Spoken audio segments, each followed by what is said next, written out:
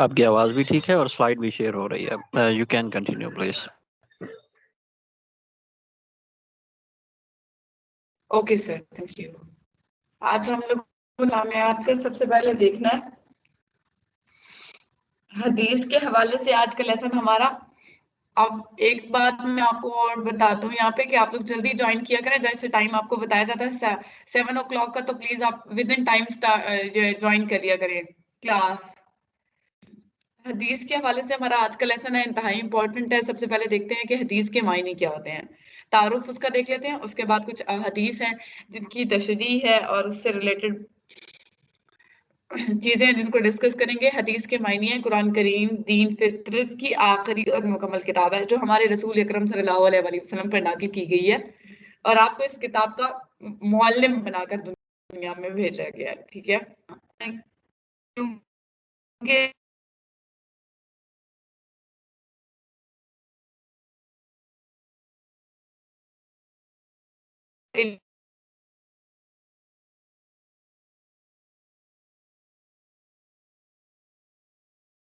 Madam Javeria, آپ کی آواز جو ہے وہ بریک ہو رہی ہے. کائنڈلی ذرا فکس کر لیں اپنے مائک کو.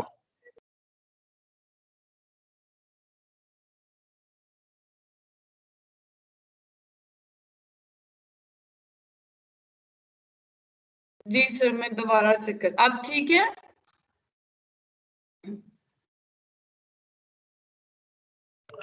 جی آواز آ رہی ہے. جی، حدیث کی دینی حیثیت کے حوالے سے ہے کہ حدیث دین کا کون سا درجہ ہے، کون سی کیٹیگرائزیشن میں اس کو رکھا گیا ہے اور کس طرح سے بیان کیا جاتا ہے. آپ صلی اللہ علیہ وسلم کی ذات اقدس یا ذات قدسی جو ہے صفات میں ہر مومن کے لیے اسوہ حسنہ ہے. سب سے پہلی حدیث ہمیں بتائی گئی جس کا ترجمہ ہے کہ تمہارے لیے رسول اکرم صلی اللہ علیہ وسلم کی زندگی میں بہترین نمونہ ہے. نمونہ یعنی موجود ہے، یعنی اس کے لیے جو ڈرتا ہو اللہ تعالیٰ اور روز آخرت سے ذکر الہی کثرت سے کرے. یہ آپ کی حدیث کی حیثیت کہ کس کیٹیگرائزیشن میں اس کو رکھا گیا ہے. نیکسٹ ہمارے پاس ہے حدیث کے کس طرح سے آپ نے اس کو فالو کرنا ہے. نیکسٹ حدیث ہے ہمارے پاس جس کا ترجمہ تو ایمان لاؤ اللہ تعالیٰ پر، اس کے بھیجے ہوئے نبی یعنی امتی پر جو یقین رکھتا ہو اللہ تعالیٰ پر اور اس کے سب کاموں پر اس کی پیروی کرے. مطلب حدیث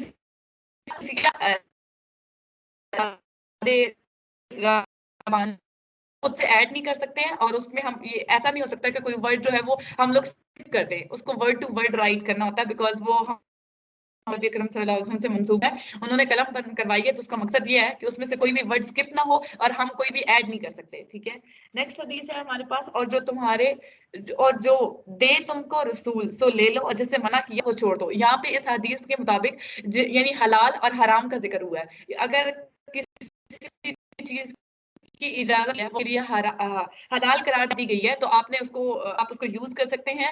اور جس کے لیے منع کیا گیا جیسے شراب نوشی ہے، رشوت ہے یا کچھ ایسا جس کو قربانی کے جانور ہیں جس میں سے کچھ باڈی پارٹس جو ہیں ان کو کی اجازت آپ لوگ یوٹیلائز نہیں کر سکتے ہیں. اس کے بعد نیکسٹ ہے ہمارے پاس کہ اے ایمان والو حکم پر چلو اللہ تعالیٰ کے اور حکم پر چلو رسول کے، یعنی کہ اس کی ہدایت سے وابستہ کیا گیا ہے، اس کی اطاعت سے. بس آپ کے ایک اور حدیث ہے کہ جس نے حضور اکرم کی پیروی کی اس نے میری پیروی کی، یعنی کہ وہ ٹوٹل اللہ تعالیٰ کا حکم ہوتا ہے جو نبی اکرم صلی اللہ علیہ وسلم سیم ایز اٹ از ہمیں بتاتے تھے. کوئی بھی ایسی بات انہیں آج تک نہیں کی تھی جو اللہ تعالیٰ کی طرف حکم نہ آیا، انہیں خود سے ایڈ کر دیا. ٹھیک ہے، ان آیات سے معلوم ہوتا ہے کہ حضرت محمد صلی اللہ علیہ وسلم جس قدر امت کو ہدایت دیتے تھے اور جن چیزوں کا حکم دیتے تھے، بیان فرماتے تھے، ارشاد فرماتے تھے، جن چیزوں کو حلال یا حرام ٹھہرایا گیا ہے یا نفع یا نقصان کا بتایا گیا ہے، دینی حیثیت یا شرعی حکم دیا گیا ہے، ان کو فالو کرنا ہے. ٹھیک ہے، ان کی پیروی کرنی ہے. آپ کی اطاعت ہر امتی پر فرض ہے. آپ کا حکم بجا لانا جس سے منع کیا گیا ہے، جس سے رک جانے کا حکم ہے وہ لازم قرار دیا گیا. آپ اس کو اگر جس چیز سے منع کیا گیا آپ اس کو فالو نہیں کر سکتے ہیں. مختصر یہ بات ہے کہ آپ کی اطاعت ہی حدیث میں حق تعالیٰ کی اطاعت ہے. ٹھیک ہے، اس کے بعد حدیث کی حفاظت ہے جیسے قرآن مجید کی حفاظت اللہ تعالیٰ نے خود کرنے کا ذمہ لیا ہے اور آج تک خود ہی کی ہے. تو اس کا حدیث کا جو ایک ایک لفظ ہے، ہر لفظ لوگوں نے زبانی یاد کیا. بعض اوقات ایسا ہوتا تھا، جیسے میں نے ابھی آپ کو بتایا کہ حدیث کو قلم بند کروا لیا جاتا تھا تاکہ وہ جو ہے ہم بھول نہ سکیں. ٹھیک ہے، لکھی ہوئی بات جو ہے حضور اکرم صلی اللہ علیہ وسلم کی حدیث ہے کہ جس کا مفہوم کچھ اس طرح ہے، کیونکہ حدیث اگر ہمیں بھول جائے تو ہم کچھ خود سے اس میں ایڈ نہیں کر سکتے.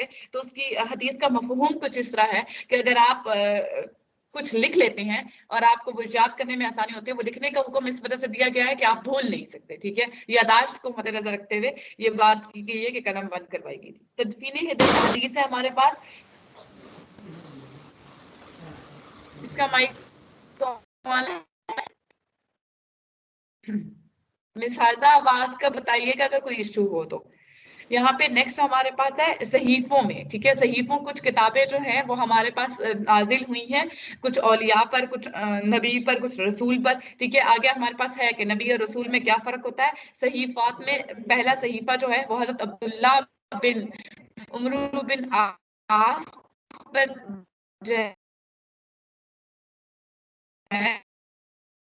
وہ احادیث نبوی جو تھی اس پر مشتمل تھی اور اس کا نام تھا صحیفہ حضرت علی کا ذکر ہے اس میں کہ ان پر صحیفے جو ہے منازل کیے گئے تھے. یہ ایک ایسی کتاب ہے جو حدیث سے ریلیٹڈ ہے. یہ صحیفے تدفین حدیث کے سلسلے میں بہت اہمیت کے حامل ہے. ان کا یعنی کہ رتبہ اور جو درجہ ہے وہ ایک علیحدہ کیٹیگرائزیشن میں رکھا جاتا ہے. جس طرح سے ہمارے جو حضرت ابو ہریرہ رضی اللہ عنہ سے روایت ہے کہ ان سے مرتب کیا گیا ہے کہ کچھ صحیفوں کی کھوج کھاد اس طرح سے لگائی گئی ہے کہ چند سال پہلے یعنی کہ جو دو حصے ہیں وہ دستیاب ہوئے، ایک برلن سے اور دوسرا مشق سے. ٹھیک ہے، ان میں کوئی فرق نہیں تھا، صرف اتنا بتایا گیا ہے کہ یہ حدیث سے ریلیٹڈ تھے. ٹھیک ہے، جو وہ خط جو حضور اکرم صلی اللہ علیہ وسلم نے نجاشی کو لکھے تھے مصر میں اور کچھ بادشاہوں کو اسلام کی دعوت کے لیے لکھے تھے. اس کے بعد ہمارے پاس کچھ امپورٹنٹ بکس ہیں. احادیث کے 6 صحیفے ہیں یا صحیح کتابیں جو نام ہے ان کا. ترین کتابوں کو صحیح ستہ کہا جاتا ہے. ٹھیک ہے، ان میں سب سے پہلے ہے صحیح بخاری، امام ابو عبداللہ محمد ابن اسماعیل بخاری پہ. اس کے بعد ہے صحیح مسلم، امام مسلم بن حجاج، جامعہ ترمذی، سنن ابو داؤد اور سنن النسائی اور سنن ابن ماجہ. اس کے بعد ہمارے پاس کچھ فقہ کی کتابیں ہیں 4 جن کے نیمز اور ان کے جو ہے رائٹرز کا بتایا گیا ہے، جن پہ نازل ہوئی ہیں، نزول جن پر نازل کی گئی تھی. ٹھیک ہے، وہ فقہ جو ہے اس کا یہاں پہ بتایا گیا ہے. فقہ جعفریہ سے ریلیٹڈ ہے یہ 4 کتابیں. اب کچھ آیات ہیں جن کا ترجمہ اور تشریح دی گئی ہے. ترجمہ میں بتاتی چلوں. اس آیات کا ترجمہ ہے کہ اے ایمان والو ڈرتے رہو اللہ تعالیٰ سے، کہو اللہ تعالیٰ سے اور کہو سیدھی بات کے سنوار دے تمہارے واسطے تمہارے کام اور بخش دے تمہارے گناہوں کو. اور جو کوئی کہنے پر چلا یعنی کہ اس کی صراط مستقیم سیدھا راستے پر چلا، اللہ تعالیٰ اور اس کے رسول نے اس نے مراد پالی یعنی منزل پا لینے کی یہاں پہ بات ہوئی ہے. جھوٹ سے منع کیا گیا ہے، سچ کا حکم دیا گیا ہے، تقویٰ کو کاپی کرنے کا کہا گیا ہے اور ہمیشہ سچ بولنے کی بات کی گئی ہے. درست اعمال پہ کی طرف سٹیپ لینے کا حکم ہے. اور اس کے بعد جو ہے آخرت میں مغفرت کا اشارہ ہے، یعنی کہ جس نے حضور اور اللہ تعالیٰ کی جو احادیث ہیں یا ان کی زندگی جو اسوہ حسنہ ہے ہمارے لیے، اس کو کاپی کیا تو اس نے اپنی منزل کو پا لیا. ٹھیک ہے، یعنی مراد پا لی.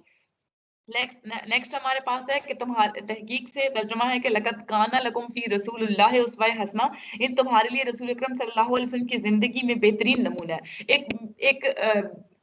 ایک چیز ہمارے پاس بہتر ہوتی ہے جسے ہم بہترین بنانے کی کوشش کرتے ہیں، لیکن حضور اکرم کی جو لائف ہے اس میں کوئی چیز وہ ایک جیسے پرفیکٹ انسان ہوتا ہے، پرفیکٹ شخصیت، پرفیکٹ پرسنالٹی، اور وہ ہمارے پروفٹ بھی ہیں. تو ان کی زندگی جو ہے ہمارے لیے بہترین نمونہ ہے اور اس میں زندگی کے ہر ضابطے کے بارے میں ذکر ہے. جہاں پر عام ضابطے کے طور پر مسلمانوں سے ارشاد فرمایا گیا ہے کہ تمام کام جو وہ زندگی میں کرنا چاہتے ہیں اس کی جو پیروی ہے وہ حضور کی زندگی سے ریلیٹ کر دی جائے. ٹھیک ہے، کوئی بھی قدم اٹھانا چاہتے ہیں، کوئی بھی نیک کام کرنا چاہتے ہیں، اس کو شروع کرنے کے لیے بسم اللہ الرحمن الرحیم کا حکم دیا گیا ہے، یا وہ کہیں جانا چاہتے ہیں، کوئی بھی لائف کا سٹیپ لینا چاہتے ہیں، ہر ایک چیز کے بارے میں قرآن میں تفصیل سے حدیث کو کاپی کر کے بتایا گیا ہے. ٹھیک ہے، یہاں پہ ہے کہ مضبوطی سے پکڑو رسی سب اللہ تعالیٰ کی کہ تم میں پھوٹ نہ پڑے، یعنی کہ یہاں پہ اتفاق کا حکم دیا گیا ہے. اس رسی اس کتاب کو پکڑنے کا حکم ہے مضبوطی سے جو ہم پر نازل کی گئی ہے. اور مسلمانوں کو کہا گیا ہے کہ وہ فرقہ واریت سے دور رہیں، یعنی کہ جتنے زیادہ فرقے ہوں گے اتنی زیادہ لڑائی جھگڑے کا خوف جو ہے وہ بڑھتا جائے گا اور فرقہ واریت فرقوں میں تقسیم ہو جائے گی. ٹھیک ہے، یہاں پہ ہمیں अदावत से रोका गया है, खुदगर्जी से रोका गया है, हसद को जो है बिल्कुल अलग रखना है हमने, कीना, बुग्ज, ऐसी बीमारियां जो बुराइयां हैं इनसे दूर रहना है, ठीक है। बेशक अल्लाह ताला के हाँ तुम में से ज्यादा बेहतर इज्जत वाला वो है जो तुम में से ज्यादा परहेजगार हो। तो किसी को भी जज करने से पहले आप ये ना बात कहें कि वो हमसे ज्यादा बेहतर है या हम उससे ज्यादा बेहतर है। यहाँ पे सिर्फ और सिर्फ जो हमसे ज्यादा इज्जत वाला या जिसको बर्तरी हासिल है वो तकवा की बुनियाद पर है, ठीक है। तो आप उसके अमाल, उसकी लाइफ के बारे में कुछ नहीं जानते हैं, तो आपने किसी को भी जज नहीं करना, उसकी राय जाने, किसी की भी राय जाने बगैर, उसको जाने बगैर आप उसको जज नहीं कर सकते हैं, ठीक है। यहाँ पे आदम की हजरत आदम अलैहिस्सलाम और अमा हवा की औलाद से जो है खुतबा हिज्जतुल विदा में बताया गया है कि किसी अरबी को अजमी पर और किसी अजमी को अरबी पर कोई फजीलत हासिल नहीं। यानी कि जो हमारी स्किन का कलर है, यानी वो सुर्ख को स्याह पर और स्याह को सुर्ख पर कोई फजीलत नहीं है। जस्ट एक चीज है जो हमें डिफरेंशिएट करी है, and that is known as तकवा, ठीक है। अब कुछ अहदीस है हमारे पास जिनका तर्जुमा हमें बताया गया है। बेशक अमालों का दारोमदार नियत पर है, इंसान की नियत जैसी होती है उसका जो काम है वो बिल्कुल उसको फॉलो कर रहा होता है। अगर उसकी नियत में वो बिल्कुल सही सोच रहा है, साफ दिल है, दूसरों का भला करना चाह रहा है, दैट आप बिल्कुल ये ना सोचें कि उसके साथ कभी भी कुछ बुरा हो सकता है। वक्ती तौर पे शायद आप जज्बाती हो जाते हैं और आपको ये फील होता हो कि जो कदम हमने उठाया वो हमारे हक में, किसी और के हक में ठीक नहीं है, बट आप उसके रिजल्ट्स को जाने बगैर एक स्टेटमेंट पास आउट कर देते हैं, तो इससे आपने अवॉइड करना है। नेक्स्ट बताया कि तुम में से कोई शख्स उस वक्त तक ईमानदार नहीं हो सकता जब तक कि मैं उससे इसके वालिदैन और औलाद सब लोगों से बढ़कर महबूब न हो जाऊं। यानी कि हमारे नबी करम सल्लल्लाहु अलैहि वसल्लम की हस्ती जो है वो सबसे बढ़ के है, तो अपने वालिदैन और औलाद से बढ़कर जिस शख्स को ईमानदार, हमारी यहाँ पे ईमान की बात हुई है, यहाँ पे हमारे अकीदे की बात हुई है, यहाँ पे हमारे इस्लाम की बात हुई है, ईमान को ताज़ा करने की बात की है उन्होंने, कि यहाँ पे हम लोगों ने सबसे बढ़कर उन्हें रखना है, हमारे नबी करम सल्लल्लाहु अलैहि वसल्लम का दर्जा क्योंकि सबसे ज्यादा है। तो उनसे अगर हम अपने वालिदैन और औलाद से ज्यादा बढ़कर उन्हें दर्जा नहीं दे सकते तो मतलब हमारा ईमान कमजोर है, ठीक है। उस पे हमें जो है ईमान पे जो है दयानतदारी या ईमानदारी जो है, यहाँ से हम कॉन्सेप्ट क्लियर कर सकते हैं कि हम उसमें कितने ईमानदार हैं और कहाँ हम जो है अपने ईमान, अपने अकीदे के साथ खयानत कर रहे हैं। और तुम में से कोई शख्स उस वक्त तक मोमिन नहीं हो सकता जब तक वो अपने भाई के लिए जो चीज पसंद ना करे वो अपने लिए पसंद करे। यानी कि सेम टू सेम आपने रखना है। अगर आप डिफरेंस करते हैं, हसद करते हैं, ठीक है, अपने आप को बेहतर समझते हैं और उसको मतलब आप कैटेगराइजेशन, जब जाहिर है अपनी पसंद के ऊपर दूसरों की पसंद को तरजीह देंगे, इट मीन्स कि आप फर्क कर रहे हैं। तो फर्क से मना किया गया है, फर्क से तफरका और तफरके से फिरका।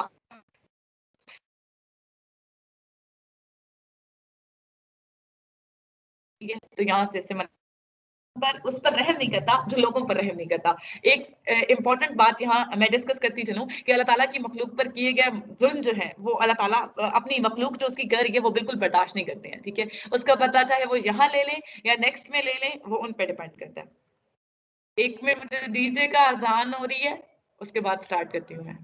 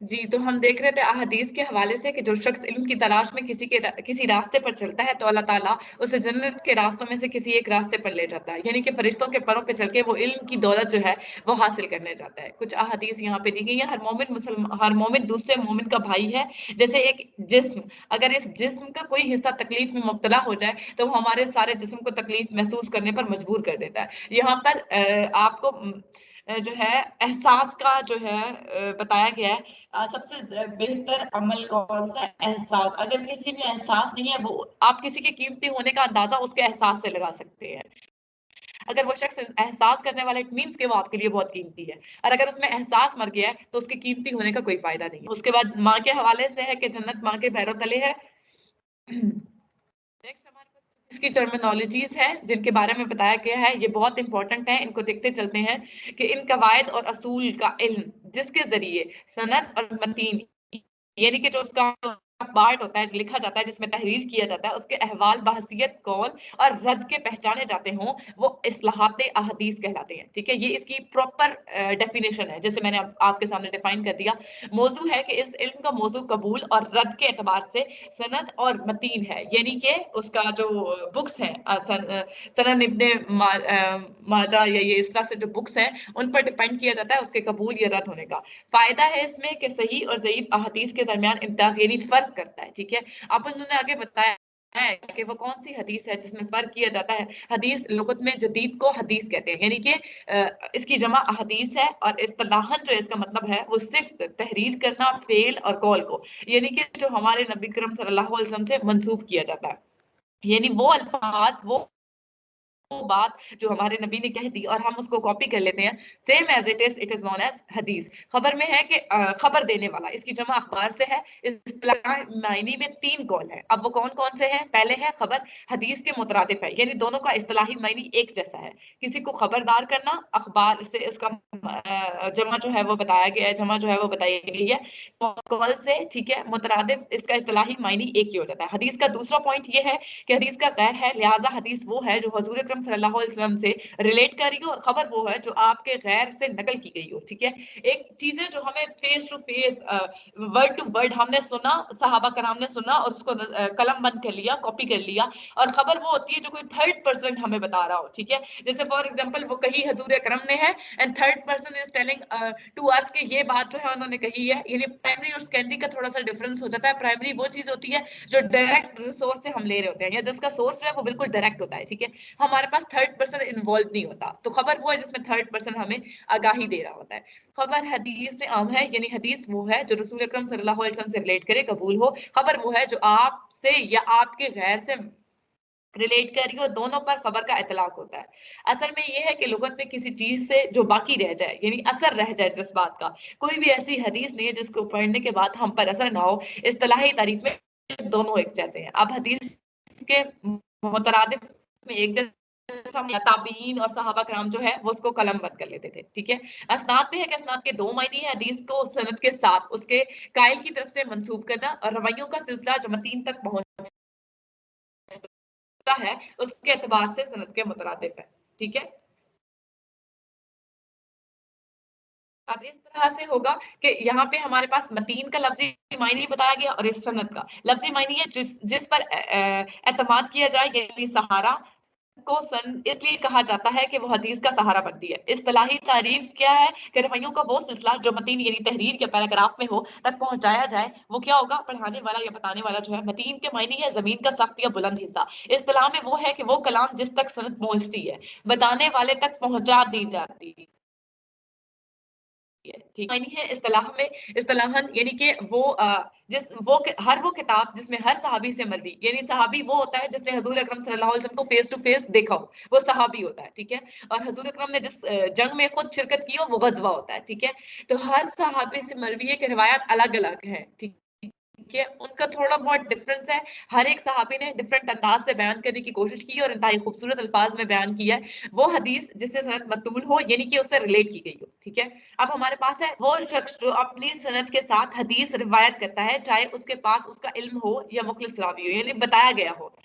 اگر کسی سے مروی ہو, یعنی کہ حضرت ابو ہریرہ سے مروی ہے یا کوئی بھی صحابی ان سے مروی کر کے وہ حدیث جو ہے وہ بیان کی جاتی ہے, تو وہ یہاں پہ آ جاتی ہے, اس کا جو ہے ریلیٹ کیا جاتا ہے. حافظ میں ہے وہ 2 قول ہے جہاں پہ حدیث سے ریلیٹڈ ہے, یعنی کہ محدث کا ہم معنی ہے, اور وہ حضرات نے کہا کہ اس کا درجہ محدث سے بلند ہوتا ہے. اس طرح سے رویوں کا ہر طبقہ اس کی معرفت اور عدم معرفت سے زیادہ ہوتا ہے.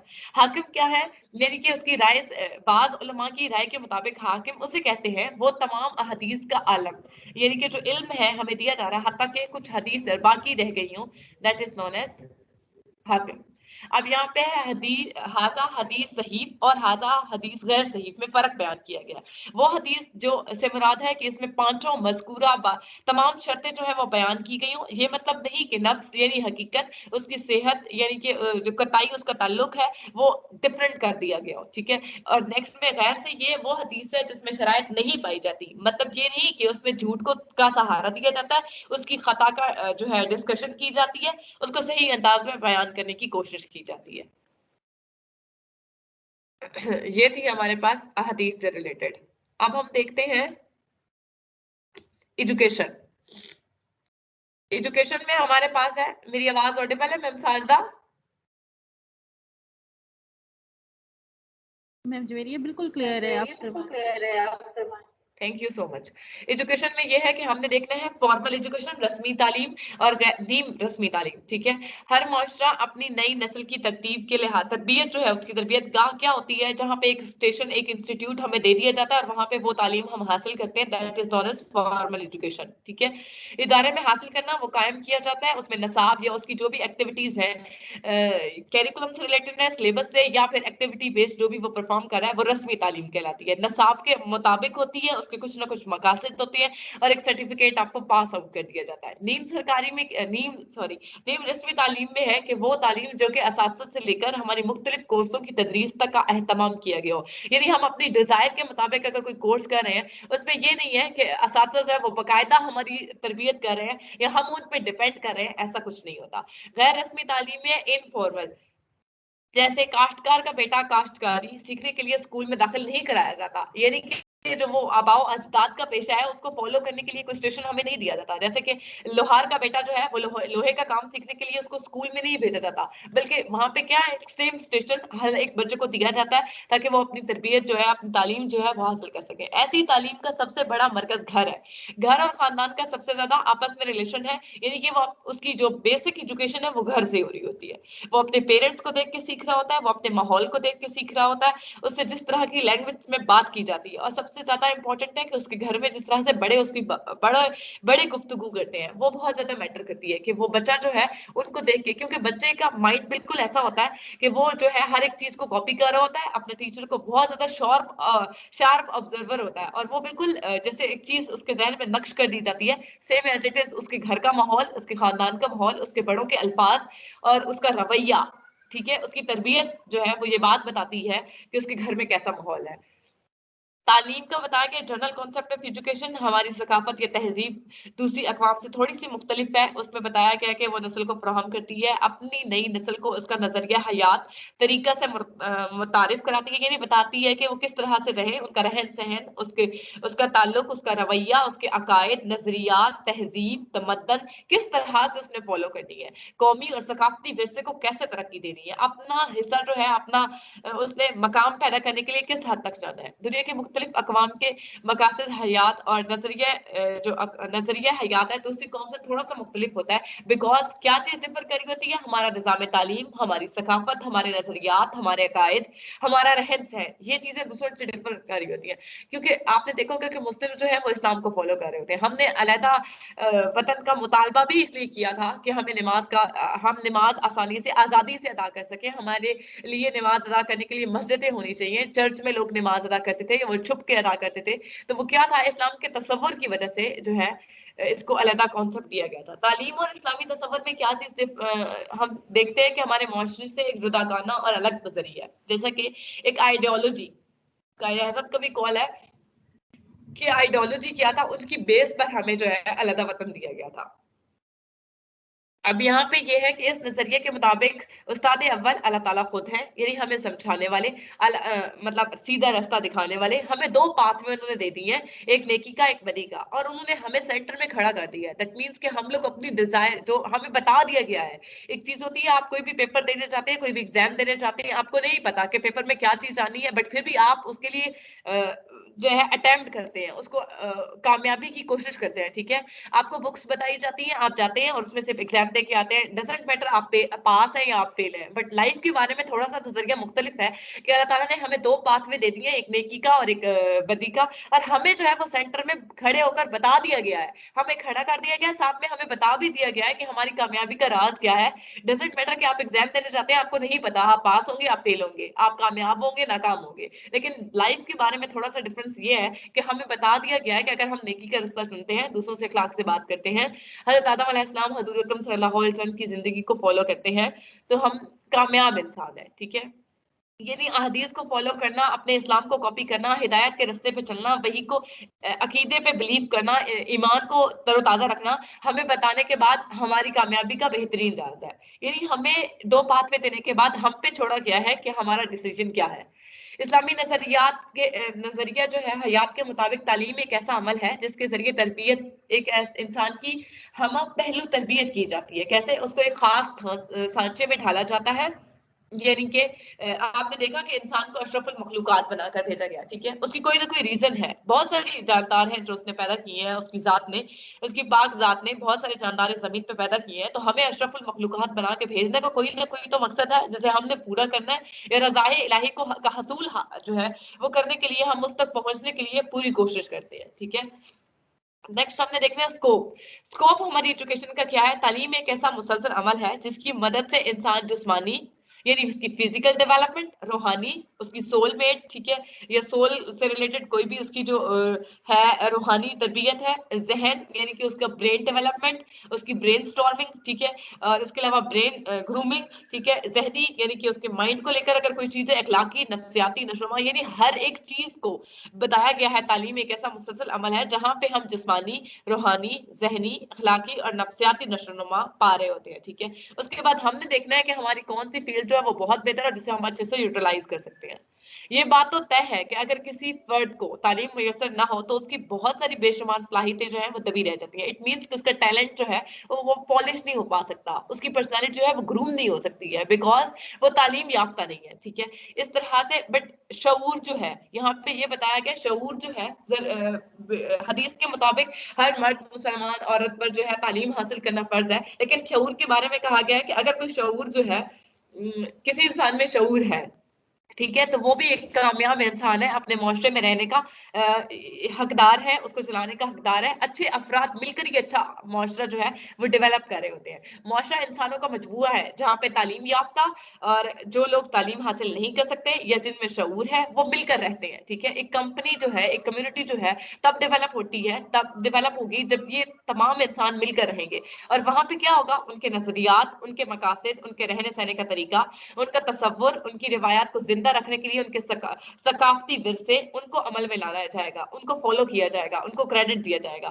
تعلیم معاشرے کی ایک سوچی سمجھی کوشش ہے, ٹھیک ہے, جو ہمیں ہمارا معاشرہ بتا دیتا ہے کہ ہم نے اس کو فالو کرنا ہے. ٹھیک ہے, تبھی جا کے کوئی ایک اہم بات جو ہے وہ ہم دیکھیں. اب لیجنڈس جو ہیں وہ ایسے پیدا نہیں ہوتے ہیں, لیجنڈس بہت بڑے کام کرتے ہیں تب جا کے ان کا نام جو ہے وہ لیجنڈس کی لسٹ میں آتا ہے. جیسے ابھی کل پرسوں ہمارے بہت محسن لیجنڈ جو ہے ڈاکٹر عبد القدیر کی ڈیتھ ہوئی ہے. اٹ مینس کہ وہ لیجنڈ ہے, انہوں نے پاکستان کے لیے بہت بڑے سٹیپس لیے ہیں. تو یہاں پہ یہ بتایا گیا ہے کہ وہ معاشرہ اس لیے کرتا ہے کہ اس کا وجود ہمیشہ باقی رہے.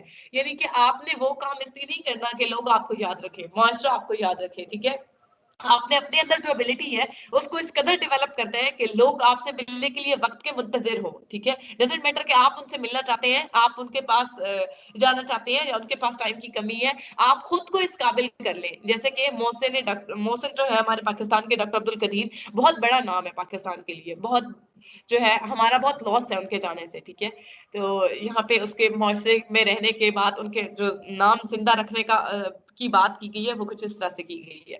یہاں پہ فنکشنز ہیں ہمارے پاس وظائف کے لحاظ سے, تعلیم کے وظائف, یہ فنکشنز آف ایجوکیشن میں ثقافتی ورثے, ثقافت کی تشکیل اور فرد کی ضروریات. ٹھیک ہے, سب سے پہلے کیا ہوتا ہے, ہم نے دیکھنا ہے کہ ہم اپنے ثقافتی ورثے کا تحفظ, حفاظت کیسے کر سکتے ہیں اور اس کو ٹرانسفر نیکسٹ کلچر میں کیسے کر سکتے ہیں, نیکسٹ جنریشن میں کیسے کر سکتے ہیں. ٹھیک ہے, تو یہاں پہ ہم نے رہن سہن, فن تعمیر, سوچ کے انداز اور ہمارا لباس, اٹھنا بیٹھنا, میل جول, ان سب چیزوں کا خیال رکھنا ہے. ہماری ثقافت اور تہذیبی ورثہ جو ہے یہی چیزیں کہلاتی ہیں, یہی ہم نے نیکسٹ جنریشن میں دینی ہے, اور تب جا کے ہمارا ورثہ جو ہے وہ سیو رہے گا. ह्यूमन डेवलपमेंट एंड ग्रोथ, सबसे यहाँ पे बच्चे की बहुत सारी लाइफ के पहलू जो हैं वो डिस्कस किए गए हैं, यानी उसकी बोलचाल, उसका बड़ा होना, उसका बचपन, उसके बाद उसके फिजिकल पार्ट्स का डेवलप होना, उसका बोलना, उसका सुनना, उसको कॉपी करना अपने पेरेंट्स को, बच्चे में एक फितरी अमल और माहौल के जेर असर पैदा होने वाली तब्दीलियों का मजमुआ नशोनुमा कहलाता है। ये आपके पास प्रॉपर अल्फाज में एक डेफिनेशन बताई गई है कि बच्चे में फितरी और माहौल के जेर असर पैदा होने वाली तब्दीलियों का मजमुआ नशोनुमा कहलाता है। नशोनुमा it means growth, human development, ठीक है, उसकी ग्रोथ हो रही है, उसके पहलुओं को मद्देनजर रखा जा रहा है। याद रखिए, उसकी लैंग्वेज डेवलपमेंट, उसकी फिजिकल डेवलपमेंट, उसमें माशरती जो पहलू है उनको मद्देनजर रखना है, उसके जज्बाती, ठीक है, ये सारी चीजें यहाँ आएंगी। जैसे एक बच्चा पैदा होता है, यानी कि शीर खारगी की जो उम्र है उसकी, यहाँ पे ये वो उम्र का हिस्सा है जहाँ पे बच्चे का इंसार टोटल मिल्क पे होता है, दूध पे होता है। ये पैदाइश के बाद शुरू होता है, 2 साल तक जारी रहता है, जहाँ पे बच्चा बोलना, आवाज को प्रोड्यूस करना, चलना कुछ हद तक सीख जाता है, ठीक है। उसके बाद वो माँ की गोद से ट्रांसफर होने की कोशिश करता है अपने बहन भाइयों के साथ अटैचमेंट की, ठीक है। फादर का और चिल्ड्रन का जो रिलेशनशिप है वो यहाँ पे डेवलप होगा, बिकॉज 2 साल तक उसकी जो दर्सगाह है वो मदर की जो है, उसकी माँ की जो गोद है वो बेहतरीन दर्सगाह है, और वहां तक वो महदूद रहता है, उस तक महदूद रहना, उनसे ज्यादा इंटरेक्शन होना, वो एक फितरी अमल है। नेक्स्ट में कि फिजिकल डेवलपमेंट कैसे होगी, उसके बाद थोड़ा सा जाहिर है उसकी ग्रोथ हो रही है, यहाँ पे उम्र का एक सेहतमंद से वजन जो है वो बढ़ रहा है, उसके पार्ट्स ऑफ बॉडी जो है वो डेवलपमेंट हो रहे हैं, उसकी डेवलपमेंट हो रही है, उसका नशोनुमा में थोड़ी सी रफ्तार पैदा हो जाती है। इसको मैं थोड़ा सा शॉर्ट कर देती हूँ बिकॉज मेरे पास नेक्स्ट लेक्चर भी एक अभी रिमेनिंग है।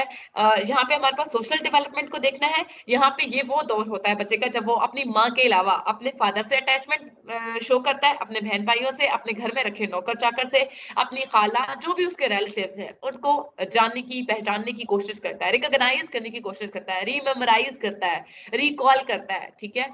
यहाँ पे हमारे पास मेंटल डेवलपमेंट है। यहाँ पे क्या होगा, बच्चा जो है वो रिकॉग्नाइज करेगा, क्या आवाजों को बताएगा, ये चीज गर्म है, ये ठंडी है, ठीक है, या वो पहचानने की कोशिश करेगा, ठीक है। उसमें देखी हुई चीजें और सुनी हुई आवाजें जो है कुछ अर्से तक याद रख सकता है, ठीक है। उसके बाद जो है उसकी मेमोरी जो है, यही क्योंकि आपको बेस बनाने का इस वजह से कहा जाता है कि बेस में बच्चे जो है वो उसका माइंड बिल्कुल ब्लैंक होता है, तो आपने उसको फिलअप करना है। आप देखेंगे कैसे फिलअप कर सकते हैं।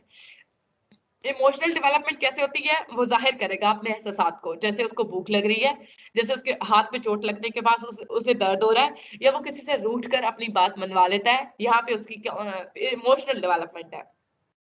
लिंग्विस्टिक, उसकी जबान, यहाँ पे आवाजें बेमायनी और जैसे कलमा और मुहमिल होता है, टूटे फूटे अल्फाज बोलना, सुनकर दोहराना, जुमले को मुकम्मल करने की कोशिश करना, 15 से 18 साल 18वें महीने तक के दौरान चलना, सादा जुमला अदा करना, वो टूटे फूटे अल्फाज जो है वो बोलता है, उसके बाद उसको जो है वो सेंटेंस में कन्वर्ट करने की एक नाकाम सी कोशिश करता है, बिकॉज उसका अर्ली चाइल्डहुड अब स्टार्ट हो रहा है। तो यहाँ पे क्या होगा, उसकी फिजिकल डेवलपमेंट होगी, वो बोलने लगेगा, उसके दांत जो है वो डेवलपमेंट होंगे, ठोस फजा से वो थोड़ा सा आगे बढ़ेगा, उसकी फूड में थोड़ी सी चेंजिंग आएगी, उसकी डेवलपमेंट जो है वो ज्यादा हो जाएगी। सोशल डेवलपमेंट में वो माशरे में रहने के मतलब उसका जो बचपन का जो हिस्सा है माँ की गोद से 2 साल तक का शीर खारगी का, वो खत्म हो गया, ठीक है। अब वो नए दोस्त बनाने लगता है, पहचानने लगता है, मिलकर जिन लोगों से खुशी होती है उनसे खुशी का इजहार करने लगता है, ठीक है। स्कूल जाने की उम्र हो गई उसकी, ठीक है।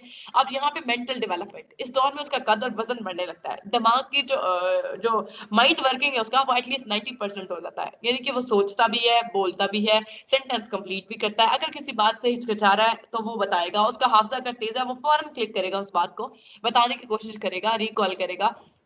इमोशनल डेवलपमेंट में उसके एहसासात के साथ, जज्बात के साथ जीता है, जहाँ पे हमारी हमदर्दी, मोहब्बत, ताउन, इसार, ये सब चीजें मैटर करती हैं। जबान के लिहाज से है लिंग्विस्टिक का, कि यहाँ पे क्या होगा कि उसकी जो लैंग्वेज डेवलपमेंट है, ठीक है, वो 6 साल की उम्र तक पहुंचते तक जो है वो कम से कम उसके पास जो अल्फाज का जखीरा है वो 2500 से ज्यादा हो जाता है, यानी कि इतने अल्फाज वो सीख चुका है कि वो बोलने के काबिल हो जाता है। अब उसका जो है बचपन स्टार्ट होता है। यहाँ से 9 उम्र, यानी कि बचपन जो उसका स्टार्ट होगा, उसकी जो اس دور میں اعضاء میں سب سے زیادہ پختگی جو ہے وہ آنے لگتی ہے اور تفصیل سے وہ اس کی ڈیولپمنٹ ہو جاتی ہے. یہاں پہ وہ اسکول جائے گا اور اپنی پینسل کو پکڑنے کی کوشش کرے گا. اگر کچھ ڈرا کرنا چاہتا ہے تو وہ برش پکڑے گا, ہتھوڑا استعمال, یعنی کہ چیزوں کو پہچاننے لگے گا, لباس کی سینس ہونے لگے گی. اس کے بعد اسی طرح سے بچپن میں بھی social development, mental development, emotional, یہ سمپل سی باتیں ہیں جو ڈسکس کی گئی ہے.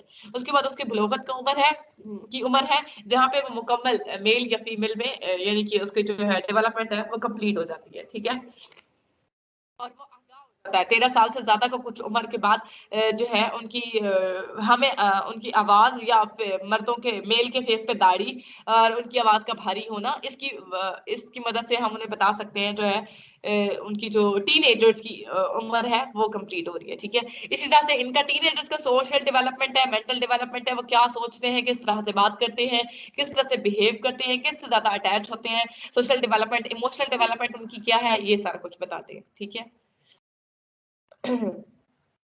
یہ ہمارے پاس کچھ ایم سی کیوز ہے. Every system of education is based on ideology of nature. ٹھیک ہے, یہ انتہائی امپورٹنٹ ایم سی کیوز ہے اور بہت زیادہ پیپرز میں جو ہے ریپیٹ ہو گیا. فلسفہ کہاں سے ڈرائیو ہوا, ٹھیک ہے, اس کا بتایا گیا ہے کہ اس کے ورڈز کون سے تھے, اور آؤٹ کمز جو لائف کے آؤٹ کمز ہے ہمارے پاس ایجوکیشن سے ریلیٹ کرتے ہیں کہاں, جب ہمارا مقصد ہو, ایم ہو. ٹھیک ہے, اور اس کے بعد بتایا گیا ہے کہ سائنس کی وزڈم جو ہے وہ فلسفی کی ایمز پہ کیسے تھا, سرچ آف ریالٹی. اور دیوبند کے جو ہیڈ تھے ان کا نام, یہ میں نے پہلے بھی بتایا, یہ ایم سی کیوز جو ہے کچھ ریپیٹ ہو رہے ہیں اس میں, باقی میں نے ایڈ کر دی ہے. ایم سی کیوز کو آپ نے دیکھنا ہے. کمپیوٹر, نیکسٹ ہے ہمارے پاس کمپیوٹر. آڈیبل ہے میم؟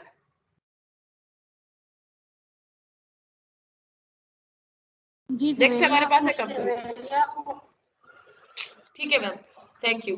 نیکسٹ ہمارے پاس ہے کمپیوٹر. کمپیوٹر میں ہم لوگوں نے دیکھنا ہے اس کے سافٹ ویئر کے حوالے سے. آج انتہائی امپورٹنٹ ٹاپک ہے. سافٹ ویئر کے بغیر ہم لوگوں کا جو کمپیوٹر ہے یعنی پرسنل کمپیوٹر ہے وہ آپریٹ نہیں ہو سکتا. ٹھیک ہے, آپ یوں سمجھ لیں کہ ہارڈ ویئر اور سافٹ ویئر, میں نے اس دن بھی ایک مثال سے واضح کر دیا تھا کہ ہارڈ ویئر کیا ہوتا ہے, آپ کے فزیکل پارٹس جنہیں آپ ٹچ کر سکتے ہیں, دیکھ سکتے ہیں, محسوس کر سکتے ہیں جن کے ذریعے. اور سافٹ ویئر کیا ہوتا ہے, جیسے ہماری باڈی جو ہے یہ ہارڈ ویئر ہے اور ہماری جو روح ہے یہ سافٹ ویئر کا کام کرتی ہے. ٹھیک ہے, تو software is also known as program. Series کیا ہے اس کے ساتھ ریلیٹ کریں گی, ایک اس کا پرپز ہوتا ہے. ٹھیک ہے, آپ کو دکھایا گیا سامنے تصویر میں کچھ آئیکنز ہیں یہاں پر, جیسے سیو کا اور جیسے کہ ونڈو کا. ٹھیک ہے, اسٹارٹ والے بٹن پہ کلک کریں گے تو آپ ونڈو والے آپشن پہ جا کے اپلیکیشن سافٹ ویئر کو ریکگنائز کر سکتے ہیں, دیکھ سکتے ہیں. یہ ہمارے پاس سب سے پہلا ڈفرنس ہے اپلیکیشن سافٹ ویئر میں اور سسٹم سافٹ ویئر میں. ٹھیک ہے, ہم دیکھتے ہیں یہاں پہ کہ گرافیکل یوزر انٹرفیس کیا ہوتا ہے. گرافیکل یوزر GUI, ٹھیک ہے, ایک ایسا فیس ہے ہمارے پاس جہاں پہ سافٹ ویئر جو ہے وہ یوزر سے انٹریکٹ کر رہا ہوتا ہے. ٹھیک ہے, performing the activity, soft where perform کرنے کے بعد جو ہے ہمیں اپنا ریزلٹ دیتا ہے اور وہ یوزر سے ڈائریکٹلی ریلیٹ کر رہا ہوتا ہے. ٹھیک ہے, اینڈ آئیکن جہاں پہ کیا ہے کہ وہ امیج میں کچھ آبجیکٹس ہوتے ہیں, اس کو ہم کاپی کرتے ہیں, سلیکٹ کرتے ہیں ماؤس کی مدد سے اور وہ اسٹارٹ کر دیتے ہیں اپنا پروگرام. ٹھیک ہے, اب دو کیٹیگریز ہیں ہمارے پاس. The categories of software are system software and application software. جیسا کہ آپ کو تصویر میں دکھایا گیا دونوں سافٹ ویئر کے حوالے سے.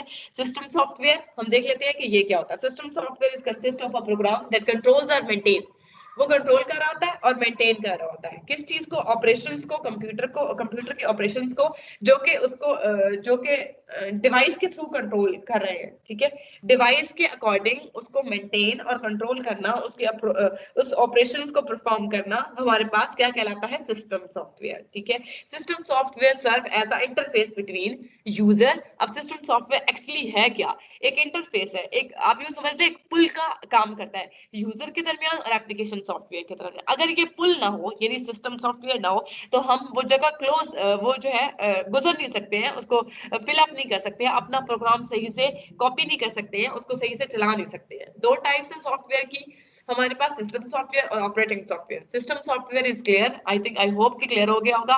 اس کے بعد ہے operating software. Operating software کیا ہے ہمارے پاس, is a set of program that coordinates all activities, یعنی کہ وہ تمام ایکٹیویٹیز جو پرفارم کر رہا ہو وہ آپریٹنگ سسٹم ہوتا ہے. اینڈ آپریٹنگ سسٹم جو کوآرڈینیٹ کر رہا ہے ایکٹیویٹیز کے تھرو, کہاں, ہمارے ہارڈ ویئر ڈیوائسز کے تھرو, کمپیوٹر کے ساتھ. اگر وہ کنیکٹ نہ ہو, اگر وہ کوآپریٹ نہ کرے تو ہمارا آپریٹنگ سسٹم جو ہے وہ نہیں چل سکتا. آپریٹ سسٹم کیا ہوتا ہے, آپ کا یہ پرسنل کمپیوٹر آپریٹنگ سسٹم ہے, اس کے ساتھ کنیکٹڈ جو پروگرامز ہے, set of programme.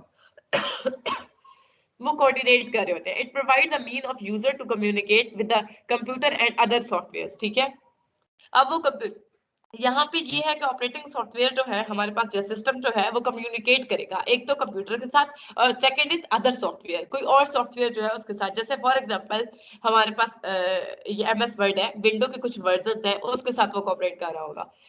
When a user starts a computer, जब एक यूजर कंप्यूटर को चलाता है, portion of system operating system are copied into the memory, memory में कॉपरेट कर लिया जाता है हार्ड डिस्क के थ्रू. और वो पार्ट्स कौन से हैं? जब कंप्यूटर ऑन होता है तब. नेक्स्ट है हमारे पास यूटिलिटी प्रोग्राम. यूटिलिटी प्रोग्राम्स कौन से होते हैं? दैट अलाउ करते हैं मेंटेनेंस को, हमारा जो टास्क होता है उसको कंप्लीट करने के लिए. देखिए, अगर हमारे पास प्रोग्राम ना हो, अगर हमारे पास डिवाइसेस ना हो, हमारा यूटिलिटी प्रोग्राम जो है वो काम नहीं कर सकता. Totally based on devices and programmes. वो क्या कहता है कि एक यूटिलिटी प्रोग्राम अलाउ करता है एक यूजर को कि वो परफॉर्म कर सके टाइप टास्क, जो उसकी टाइप है टास्क की, यूजली जो रिलेट कर रहा है किससे, उसकी कंप्यूटर डिवाइसेस से एंड प्रोग्राम से. फॉर एग्जांपल, मिसाल के तौर पर कि you can use a utility programme to transfer a digital photos to the optical disc. It means कि अगर आप कोई सीडी या डीवीडी में कुछ तस्वीरें जो है वो ट्रांसफर करना चाहते हैं, और most operating system include the server of the utility programmes. अगर आपके पास यूटिलिटी प्रोग्राम्स की मैनेजिंग नहीं है, डिस्क ड्राइव प्रिंटर्स नहीं है, डिवाइसेस मीडिया से कनेक्ट नहीं है, तो स्कैनर से कनेक्ट नहीं है, हम स्कैन नहीं कर सकते उसको लेजर्स के थ्रू, हम अपनी फोटोज को देख नहीं सकते हैं, इट मींस कि आपका यूटिलिटी प्रोग्राम्स डिफॉल्ट कर गया है, यानी कि वो काम नहीं कर रहा है. Application software. Application software consist of a programme design to make a user. उसमें क्या होगा कि वो हमें जो बताएगा, प्रोडक्ट देगा पर्सनल टास्क के लिए, उसको डिजाइन किया जाता है. जैसे कि इसका बहुत ज्यादा यूज होता है कहाँ पे? वेब ब्राउजर्स में. ठीक है, कम्युनिकेट कर रहा था. अगर हमने कोई भी वेब ब्राउजर ओपन किया है और वो सही से काम कर रहा है, दैट मींस कि आपका एप्लीकेशन सॉफ्टवेयर जो है वो बिल्कुल ठीक काम कर रहा है. अगर आप इंटरनेट कनेक्शन करना चाहते हैं या कुछ वेब पेजेस को देखना चाहते हैं, तो आप अपना एप्लीकेशन सॉफ्टवेयर ठीक रखें. अदर पॉपुलर जो है एप्लीकेशन सॉफ्टवेयर्स, उनमें क्या होगा, यानी कि स्प्रेडशीट, ये आपकी एक्सेल शीट सॉफ्टवेयर, यानी कोई भी प्रोग्राम. डेटाबेस, जहां पे आप मैथमेटिक्स से डाटा को बेस कर होते हैं, इसका फंक्शन बाइनरी फंक्शन होता है 0 और 1, उसकी लैंग्वेज समझता है ये. बाकी किसी चीज बाइनरी लैंग्वेज जो है कंप्यूटर की, पर्सनल कंप्यूटर की, वो 0 और 1 की है. ठीक है, उसके अलावा मैनेजमेंट है, पर्सनल टास्क है हमारा, हमारे प्रोजेक्ट्स हैं, हम अकाउंटिंग का कोई काम करते हैं, हम डॉक्यूमेंट्स बनाते हैं, हम कंप्यूटर एडिट डिजाइन करते हैं, डेस्कटॉप या पब्लिशिंग का कोई काम करते हैं, कोई चीज प्रिंट या पेंट करते हैं, इमेज एडिट करते हैं, ऑडियो है, वीडियो है, एडिटिंग है, मल्टीमीडिया से रिलेटेड कोई काम है, वेब पेज को हम लोग ओपन करें और उसमें कोई डिफॉल्ट आ रहा है, पर्सनल हमारा फाइनेंस है, लीगल वर्क है, इलीगल है, या हमारे पास टैक्स प्रिपरेशन है, या हम होम घर पे बैठकर कुछ डिजाइन या लैंडस्केपिंग करना चाहते हैं. उसके अलावा हम नेट का कोई काम करना चाहते हैं, ट्रैवलिंग करना चाहते हैं, एजुकेशन या किसी भी मकसद के लिए यूज कर सकते हैं किसको, एप्लीकेशन सॉफ्टवेयर को. इसका होना बहुत ज्यादा जरूरी है. आपने देखा, ये तस्वीर में सामने दिखाया गया, system use software is available at stores. देखिए, ये एक स्टोर की तस्वीर जो है आपको दिखाई गई है, जहां पे सेल किया जाता है इसको ऑनलाइन, और फिर जो है ये बहुत सारी वेबसाइट्स को आपस में कनेक्ट कर रहा होता है एक कंप्यूटर से दूसरे कंप्यूटर्स में. इंस्टॉलिंग और रनिंग प्रोग्राम. अब ये कैसे इंस्टॉल करेगा और रन कैसे करेगा, हमारे पास एक तस्वीर से समझाया गया है, जहां पे मैं आपको समझाने की कोशिश करती हूँ. इंस्टॉलिंग एंड रनिंग प्रोग्राम, यहाँ पे क्योंकि ये इंपॉर्टेंट है, अगर आपको कोई पॉइंट समझ नहीं आता तो आप हैंड रेज कर सकते हैं. इंस्टॉलिंग और रनिंग प्रोग्राम क्या है? सबसे पहले है कि हम कोई भी चीज इंस्टॉल करते हैं ऑप्टिकल डिस्क के थ्रू. हम क्या करेंगे, इधर हमारे पास लैपटॉप है, पर्सनल कंप्यूटर है, यानी कि सीपीयू हमारा है और साथ में मॉनिटर कनेक्टेड है, तो हम कोई भी डिस्क जो है वो इंसर्ट करेंगे, सच एज फोटोज, उसमें कुछ भी है, कोई भी मटेरियल है, डिस्क ड्राइव में डीवीडी है, सीडी है, उसको इंसर्ट कर देंगे हार्ड डिस्क के करेंगे कुछ भी इंस्टॉल करने के लिए. उसके बाद उसको रन करने के लिए 2 से 4 मिनट लगते हैं एटलीस्ट. अगर आपका कंप्यूटर बिल्कुल, उसका सॉफ्टवेयर बिल्कुल ठीक काम करे, that it takes not more than 2 minutes. ठीक है, वो इंस्टॉल करने में 2 मिनट लगाएगा. ठीक है, इंस्ट्रक्ट का कंप्यूटर, उसमें क्या है, कुछ चिप्स होती हैं या मेमोरी कार्ड्स होते हैं. आपके सामने ग्रीन कलर का एक कार्ड दिखाया गया, instruction transfer to the memory. ठीक है, ये चिप जो है हमारे पास, अगर आपके पास लैपटॉप है तो ये जो आपका की पैड है, इसके जो बिल्कुल नीचे इसके सारे पार्ट्स जो है कनेक्टेड है, वहां पे ये चिप जो है कनेक्टेड होगी. और अगर आपके पास सीपीयू और मॉनिटर है, देन ये चिप जो है वो फिक्स होगी आपके सीपीयू में, ठीक है, ये सेंट्रल प्रोसेसिंग यूनिट पे। अब वो इंस्ट्रक्शंस हैं ट्रांसफर किए जाएंगे to the hard disk of memory, यानी कि ये जो हार्ड डिस्क ऑफ मेमोरी है यहाँ से इसको रन करने के बाद ट्रांसफर कर दिया जाएगा। स्टेप 3 है हमारे पास कोई भी प्रोग्राम एग्जीक्यूट करने के लिए, यू कैन यूज इट, आप उसको इस्तेमाल कर सकते हैं, and the programme is editable by the photo system, जो भी आप यूज करें आप उसको एडिट भी कर सकते हैं उसके हिसाब से। देन है software development. Software development is a programmer, sometimes it's also known as developer, यानी कि प्रोग्रामर क्या होता है, एक चीज को चलाने वाला, प्रोग्राम करने वाला, बनाने वाला, मेड अपनी हाथ से कोई चीज डेवलप करना, ठीक है। ये डेवलपर क्या होता है, कोई चीज डेवलप करना, यानी वो राइट करता है, इंस्ट्रक्शंस देता है, आउटपुट इनपुट डिवाइस को यूटिलाइज करता है, और एक चीज हमारे पास डेवलप होके आ जाती है, एक सॉफ्टवेयर डेवलप हो जाता है, that is known as developer, ठीक है। A programmer sometimes also known as developer is someone who develops softwares और right the instruction that direct to the computer in a process data, ठीक है। वो हमारे पास जैसे कोई भी चीज जमीन से निकाले वो खाम माल की सूरत में होती है, उसके बाद उसको प्यूरिफाई किया जाता है, फिर फैक्ट्रीज में भेजा जाता है, और उसके ऊपर कवरिंग के बाद हमारे पास वो लाई जाती है। Same as it is developer काम करता है, यानी कि अगर हमारे पास डेवलपर्स और प्रोग्रामर्स ना हो तो आप सोचें कि कंप्यूटर की टेक्नोलॉजी उनके बगैर कुछ भी नहीं है, ठीक है। हमारे पास बेसिक चीजें, बेसिक इंतहाई इंपॉर्टेंट इकाई जो है वो डेवलपर्स है, जो सॉफ्टवेयर को डेवलप कर रहे होते हैं, ठीक है। जैसे कि उन्होंने कैसे सॉफ्टवेयर बनाए हैं, लैंग्वेज के या हमें समझने के लिए जो सॉफ्टवेयर, जैसे अभी ये आपके सामने एमएस ऑफिस ओपन है, पीडीएफ की फाइल है, एक्सेल की फाइल है, या आप कोई भी प्रोग्राम कर रहे हैं सी प्लस प्लस, या आप लोग जावा बेसिक यूज या ऑडियो वीडियो, उसके सॉफ्टवेयर हैं। अगर आप अपनी विंडो करें लैपटॉप में और उसके बाद आपके पास जो है वो ना हो, आवाज आपको सुनाई ना दे, इट मींस कि आपके पास कोई ना कोई सॉफ्टवेयर मिसिंग है, ठीक है। उसके बाद हम ये देखते हैं कि कंप्यूटर को हम कैसे अपनी सोसाइटी में यूज कर रहे हैं, उसके एप्लीकेशन को एजुकेशन के लिए अगर हम उसे यूज कर रहे हैं तो बहुत हेल्पफुल है। जैसे कि आप लोग कुछ भी सर्च करना चाहें, विद इन सेकंड्स आप उसकी अप्रोच कर सकते हैं, ठीक है। आप विकिपीडिया को यूज कर सकते हैं, आप गूगल को यूज कर सकते हैं, आप कोई सा भी वेब ब्राउजर यूज कर सकते हैं एजुकेशन के लिहाज से, ठीक है। ये इसका सोसाइटी में पहला यूज है, हम स्कूल में यूज करते हैं, हम स्टूडेंट्स को मोटिवेट करने के लिए एलईडीज का इस्तेमाल करते हैं, कंप्यूटर्स का हम प्रोजेक्टर्स यूज करते हैं, कोई भी लेक्चर डिलीवर ऑनलाइन करना है हम कंप्यूटर का यूज कर रहे हैं, ठीक है। फाइनेंस में अब आपने कारोबार में, बैंकिंग में ऑनलाइन कारोबार कर रहे हैं, उसको ऑनलाइन पेमेंट कर रहे हैं, वो कैसे करेंगे, या इन्वेस्ट कर रहे हैं। हमारे पास बहुत बड़ी सहूलत है कि अगर हमारे पास कंप्यूटर है और उसके साथ इंटरनेट कनेक्टेड है, totally based on your internet connection, ठीक है। इंटरनेट में हम बिल पे कर सकते हैं, अपनी चेक बुक्स हमें जरूरत नहीं है, अगर हम दूर हैं बैंक नहीं जा सकते हैं, ऑनलाइन पेमेंट कर सकते हैं। ये हमारा सोसाइटी में सेकंड इसका बेनिफिट हो गया, ठीक है। हम अपने कारोबार के लिए कुछ इन्वेस्ट करना चाहें, कुछ पेमेंट करना चाहें, हम इसका यूज कर सकते हैं, ठीक है। गवर्नमेंट इसका यूज कैसे कर रही है, जैसे गवर्नमेंट प्रोवाइड सोसाइटी, हमें सोसाइटी में क्या प्रोवाइड किया by making the administrative policies, उसने कुछ पॉलिसीज बनाई है जिसमें क्या होगा, जब आप साइन इन होते हैं, जब कोई भी वेबसाइट खोलते हैं तो वो सिक्योर होती है, ठीक है। आपका डाटा एक जगह से दूसरी जगह ट्रांसफर नहीं, हैक नहीं होता, ठीक है। वो वेबसाइट्स पे कुछ जो है उन्होंने प्रोग्रामिंग करके उसको सेव करने के बाद, यानी कि आपके पास आप जो भी टाइप करो वो सेव हो जाता है उसकी मेमोरी में, उसकी हिस्ट्री में। यानी कि अगर कोई भी पर्सन है वो क्राइम में इन्वॉल्व है, कोई भी जुर्म कर रहा है, कोई भी फेक काम कर रहा है, कोई भी हमारे साथ यानी कि झोल झाल जैसे होता है, ठीक है, या कोई भी हमारा जो है नुकसान कर रहा है, तो हम उसको गवर्नमेंट ने बहुत बड़ी सहूलत दी उनको सिक्योरिटी देके कि हम उसकी रजिस्ट्रेशन कैंसिल कर सकते हैं, उस ड्राइवर का लाइसेंस कैंसिल कर सकते हैं और उस पर केस कर सकते हैं। हेल्थ यूज में सबसे ज्यादा इस्तेमाल किया है, डॉक्टर्स हमारे टोटली कंप्यूटर यूज करें। आपने अगर आप देखें, आप टीथ का चेकअप कराना चाहते हैं, आपकी दाढ़ का कोई प्रॉब्लम है, तो क्या होगा, आप अपने कंप्यूटर के जरिए उसको स्कैन करेंगे, वो जो डॉक्टर है आपका वो देखेगा और आपको डायग्नोज करेगा, ठीक है, कि आपका इश्यू क्या है। बहुत बड़ी सहूलत है, डॉक्टर सर्जरी कर रहे हैं इससे, और इसके अलावा बहुत सारे इसके यूज है। रिबोट्स इसमें अब लगा दिए जाते हैं, रिबोट्स की मदद से आपका, या लेजर की मदद से जो डॉक्टर्स हैं इसका यूज कर रहे हैं। साइंस में इसका यूज किया है, साइंस में इसका सबसे ज्यादा इंपॉर्टेंट यूज है पिन होल कैमरा, ठीक है। पिन होल कैमरा सबसे पहले बनाया गया था, बहुत पहले साइंटिस्ट जो थे उन्होंने बनाया था। अब पेशेंट, अब यहाँ पे क्या है पिन होल कैमरा में, या पिन होल कैमरा कैसे काम करता है, या पेशेंट उसके अंदर क्या है, टिनी कैप्सूल जो है वो कंटेन करता है एक कैमरा टीनी कैप्सूल के अंदर एक कैमरा फिक्स कर दिया जाता है। अब वहां पे क्या होगा, वो उसमें कुछ बैटरीज, ट्रांसमीटर्स, लाइट्स लगाई जाएंगी, ठीक है।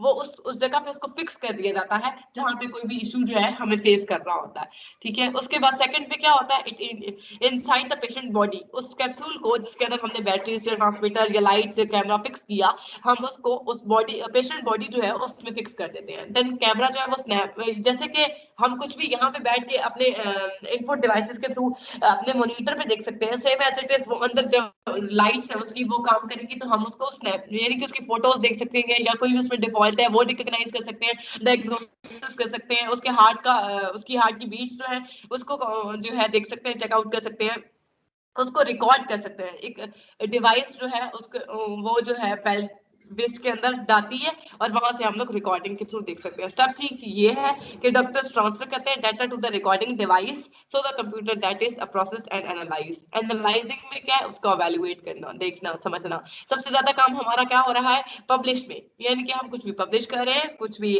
बुक्स हैं, हमारे नोट्स हैं, हमारे न्यूज़पेपर है, व्हाटएवर, फिल्म्स है, म्यूजिक है, ये जो है पब्लिश हो रहे हैं और हम पब्लिक जो है वो देख रही होती है, तो उसमें बहुत बड़ा यूज है। अगर हम कोई ट्रैवल करना चाहते हैं, ऑनलाइन बुकिंग करना चाहते हैं, ठीक है, हम जाना चाहते हैं, व्हीकल्स अवेलेबल नहीं है, तो हम ऑनलाइन बुकिंग कर सकते हैं ट्रैवलिंग के लिए। उसके अलावा मैन्युफैक्चरर, कोई भी आपका यूज करें कंप्यूटर एडेड मैन्युफैक्चरिंग, ठीक है, CAM refers to use the computer to assist.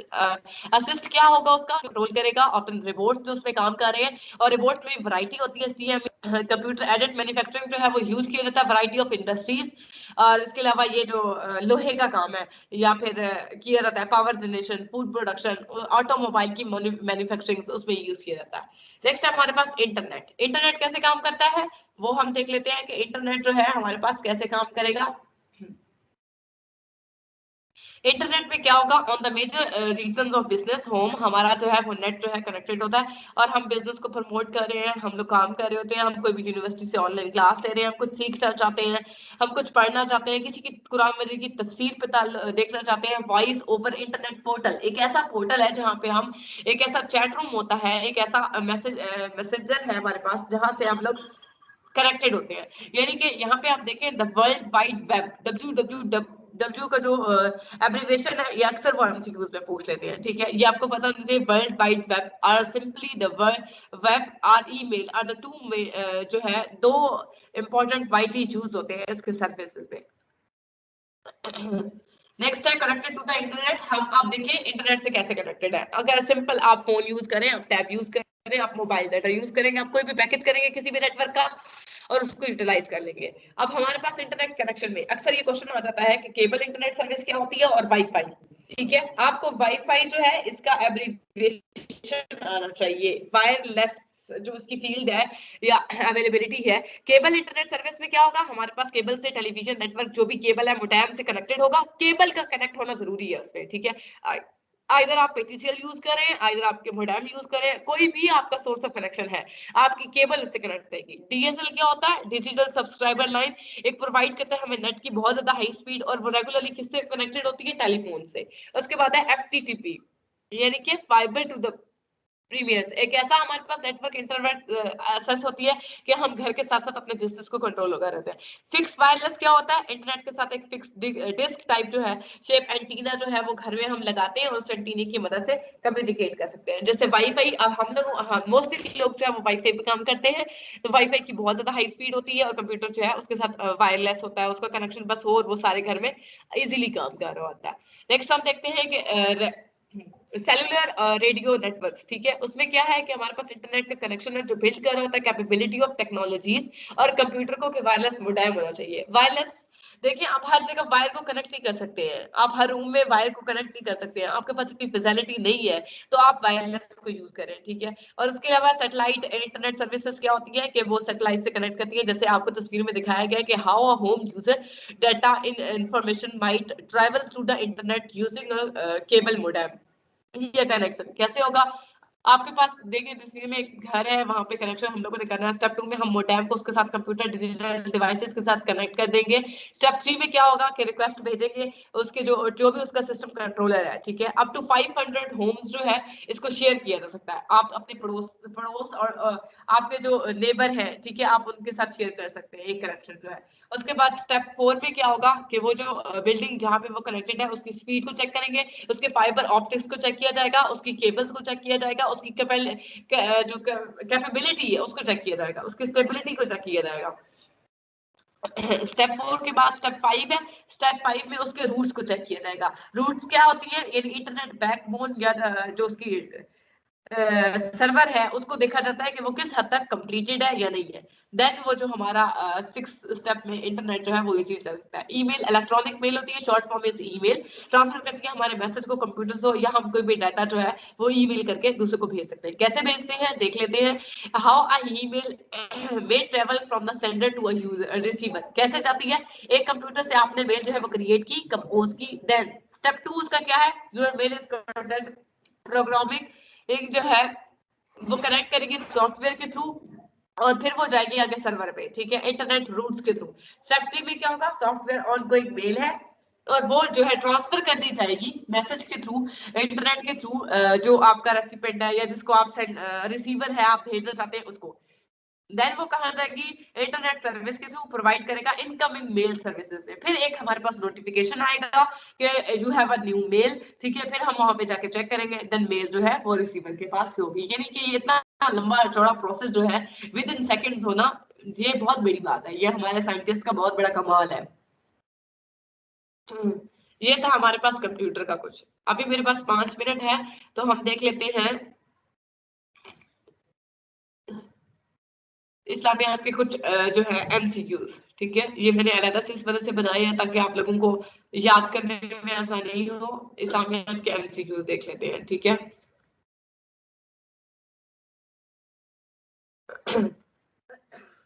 وہ کون سی سورت ہے جو وداؤٹ بسم اللہ سٹارٹ ہوتی ہے, سورۃ توبہ ٹھیک ہے. یہاں پہ آپ لوگوں کو بتایا گیا ہے, یہ آپ نے دیکھنا ہے. ایم سی یو جو ہے اس کو میں نے علیحدہ سے بنا دیا ہے, علیحدہ سے پی ڈی ایف فائل بنا دیا تاکہ آپ کو یاد رہے. اماؤنٹ آف زکات جو ہے وہ کہاں نہیں دی جاتی, مسجد میں ہم نہیں دے سکتے ٹھیک ہے. آپ کو میں نے زکات پڑھاتے ہوئے بتایا تھا, زکات یہ ارکان اسلام میں نماز روزہ حج زکات کے حوالے سے بتایا تھا کہ زکات جو ہے وہ وہاں دی جاتی ہے جو اس کا مستحق ہو, اس کی کنڈیشنز ہیں, اس کی ٹرمز ہیں, ٹرمنالوجیز ہیں ٹھیک ہے. اس کو مد نظر رکھنا ہے تب جا کے آپ نے زکات دینی ہے. آپ نے ایسا نہیں کرنا کہ زکات آپ بس دے دیں اور آپ کو اس کے بارے میں علم ہی نہ ہو کہ زکات جو ہے وہ کن پر لاگو ہوتی ہے اور کن پر نہیں ہوتی ہے ٹھیک ہے.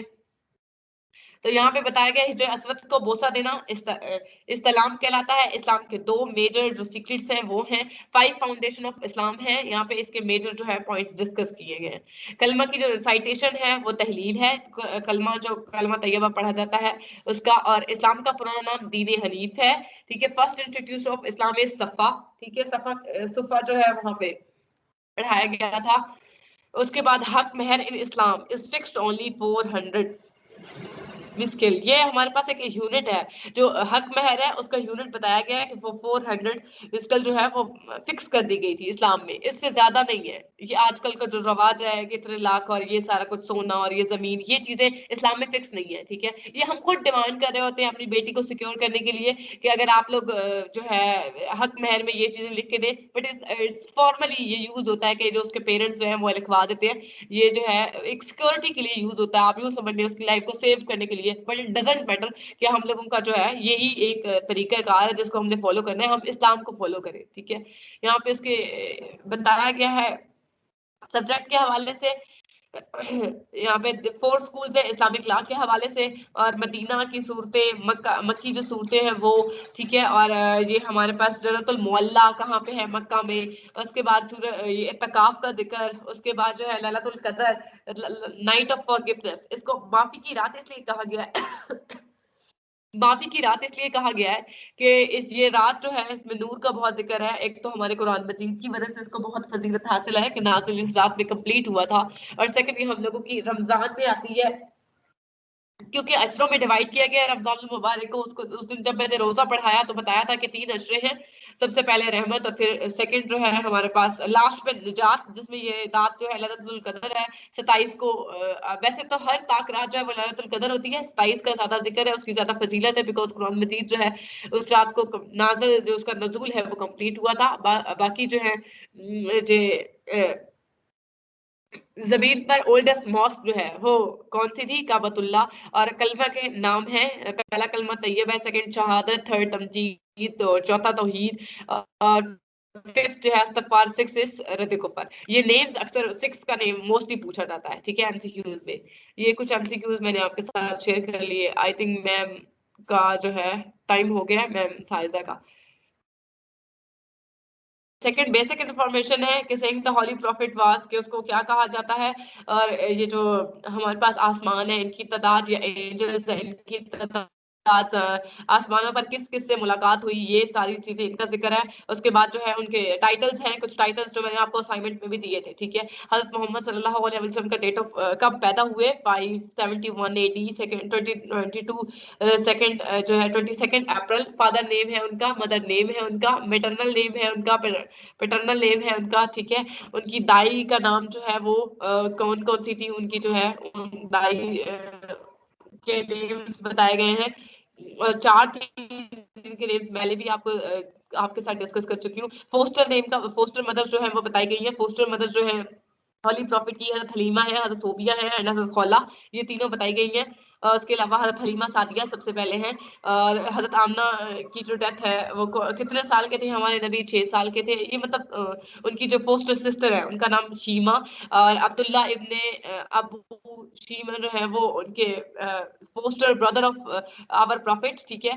یہ بتایا گیا. اس کے علاوہ کب تھے جب ہجر اسود کو انہوں نے نصب کیا تھا، ان کا واقعہ جو ہے کہ قبائل میں لڑائی جھگڑے کے بعد یہ ڈسکشن ہوئی کہ چادر پر رکھ کے چاروں کونے جو ہیں وہ سرداروں کو پکڑا دیے جائیں گے. اس وقت آپ کی عمر 35 سال تھی، ٹھیک ہے. یہ بیسک نالج جو ہے اس کی یہ جو ڈسکشن کی گئی ہے.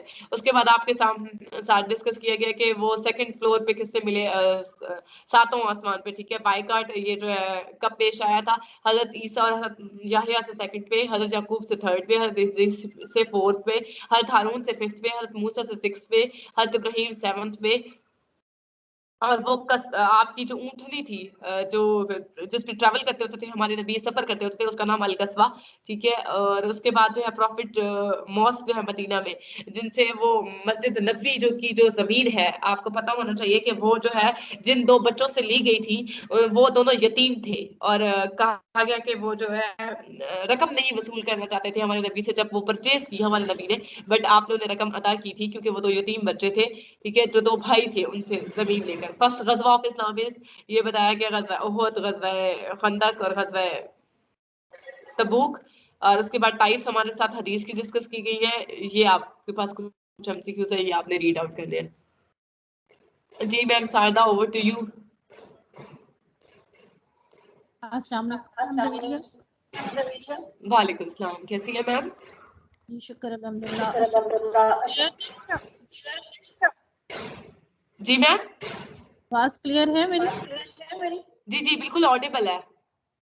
اچھا ایگو لگ رہی ہے مجھے کچھ نا، ایگو گونج تو نہیں رہی آواز؟ نہیں نہیں بالکل بھی نہیں، بالکل صحیح ہے. اور آپ، میں نے اپنی اسکرین آف کر دی، آپ شیئر کر سکتے ہیں. اچھا چلیں، thank you so much. Welcome.